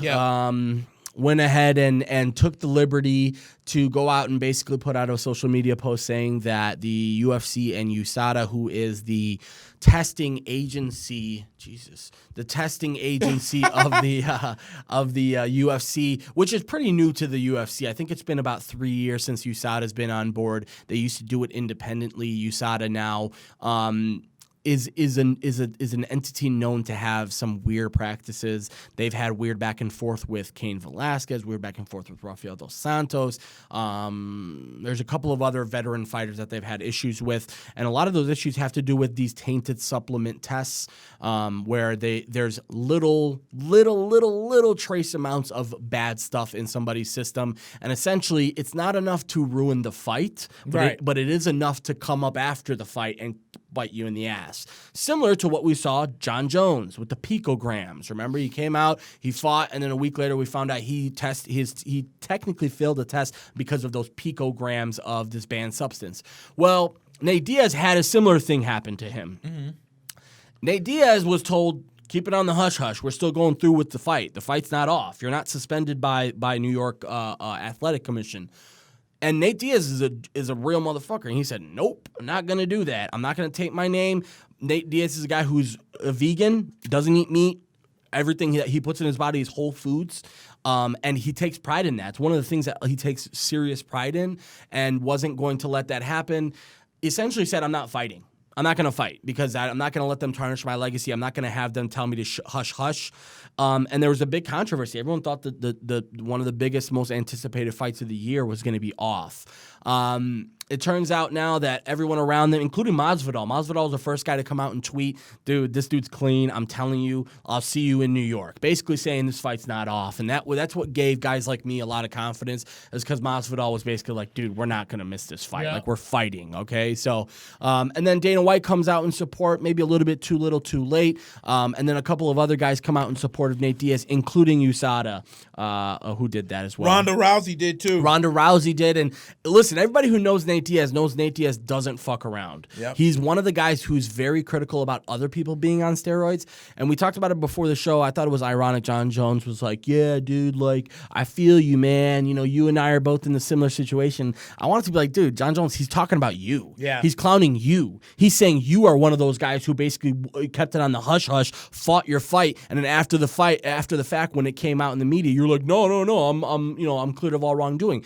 Quite frankly, I don't think John Jones cheated, but the way he handled that situation makes it look like he is a cheater. Yep. So, because what's his name was staying calling him out about it. Chael Sonnen. And quite frankly, he lost a lot of people that week with the picograms thing, including that's when the Israel Adesanya beef started with him. Because Adesanya before that called him the GOAT, and then afterwards, started making jokes about picograms, because it's like, dude, like, how are you going to be the best fighter in the world and constantly have run-ins with the law, run-ins with the steroids? And he's absolutely right. So, and Nate Diaz is going to be in, so the fight is still on. UFC 244 is the event officially in New York. Man, it felt so crazy being in New York, and seeing the hype for this fight, because they had it everywhere in New York. Everywhere in New York, it was on the billboards, Times Square, this might be one of the most anticipated cards. And it's not just surprisingly, it's not just the Nate and Masvidal fight. You've got Darren Till fighting Kelvin Gastelum. That's a big fight in the middleweight division. Welterweight, you've got Vincente Luque versus Stephen Wonderboy Thompson. Derek Black Beast Lewis is back. He will be fighting Blagoy Ivanov. Ivanov is a guy we've seen fight a couple couple of times over the last couple of months. Derek Lou's been out with some back injury, so he's back, and I'm really happy to see him back. Yep. He's one of my favorite fighters. And then another interesting one, lightweight, Kevin Lee versus Gregor Gillespie, as Kevin Lee goes to lightweight, and that might be an interesting one because a lot of people are talking about who's next because Conor came out and essentially said that he's going to be fighting, I think he said January. He had a press conference that he put together. This is how much of a clown Conor McGregor is. You ain't got to tell me. I know nobody right. even asked this dude. He goes out and makes his own press conference in Moscow. And then the crazy part is Dana White comes out and says, we're not even close to a fight deal. I don't know what the hell this dude is talking about. He's already hyping a fight that doesn't exist. So apparently Dustin Poirier is not going to be able to fight that one. It might be Justin Gaethje. We'll see, but yeah, Nick, what are your thoughts on that whole 244 thing and the whole Nate Diaz thing? I'm actually, I was on the side of Nate Diaz. Like, dude, I wouldn't let nobody tarnish my name, and then you gonna try and come out and be slick, right? And dude, I don't know, dude. I don't want to say I'm losing respect for Dana White, but yeah. There's something about. You ever heard the old saying to never forget where you came from? Right. Yeah. I feel like ever since he made this deal with ESPN, he's just become like this flaming douche. Yeah. And it's just like so hard to support this guy because it's like every time you look up, he's always in the middle of some stupid nonsense. And here's another one. Like, why can't you just come out and say, look, we found some traces, but we know Nate Diaz he's not a doper. We know that. He's good to go. He's good to go. And that ends all of this. Yeah. Nate Diaz doesn't have to come out and cuss anybody out. Right. You don't need 5-6 UFC fighters to back him. Right. You don't need Masvidal to come out and give some guarantee that you guys are going to fight. Right. You, as the president of the UFC, need to go out there, let everybody know what the game is, and go on. And ever since this fool went with ESPN, I feel like he's become more of a yes man than he has anything else. And it's so disgusting. So I'm with Nate Diaz to come out there, clean your name, still do what you got to do. Come get this fight in. You're going to get a decent purse. It's going to be a great fight. And I don't know, dude. Like Dana White, I'm starting to be on the either sell or move on because I feel like Dana White is starting to become more hurt for the UFC than he's doing good. I will say this. I'll even take it even further than you did. I think Dana White changed when they sold to WME. Remember 3 or 4 years ago they sold the UFC for like $4 billion or whatever to WME. Yep. That's when it really started to see old man Dana come in. And here's one thing, I don't want to bring politics into it, but the thing that really bothers me about Dana White is the same thing that really bothers me about Donald Trump. It's that when he's in the room with you, he will say whatever he needs to say to get you on his side. Right. But when you leave the room, he doesn't give a fuck about you anymore. Right. It's about whoever's in that room and whoever I can fuck over next. And that's really the big problem with Dana White is fighters don't respect him anymore. Like Nate Diaz, he doesn't have a problem with Dana White, but if you ask Nate Diaz, he doesn't respect Dana White because even the whole Dana thing, the way he handled the Conor McGregor thing, and now McGregor's turning on him too. McGregor has already come out and said he hates Dana White now because Dana White basically came out and told the truth and said Khabib's the new man. Khabib's the guy who runs the shots now, not you, Conor. So, by the way, Conor did that press conference. This is how much of a clown he is. He went to Moscow for that press conference. He's so desperate for another Khabib fight that he decided to go to Moscow for that press conference. And by the way, one of those Russian guys took off his shoe and threw it at Conor McGregor. I bet he did. Old school George Bush type move. So but that's going to be an exciting card, Nick, and it's creeping up on us. It is next. It's the next week, I believe, right? Yeah. It's next week, man. Yeah. So that's going to be an exciting card. I don't know what. I think the card officially starts at 7, but we should be able to make it home in time to watch that. We're going to be live at Wrapped sometime this next month. So we'll keep you guys up to date on that, so you guys can come hang out with us at Reps.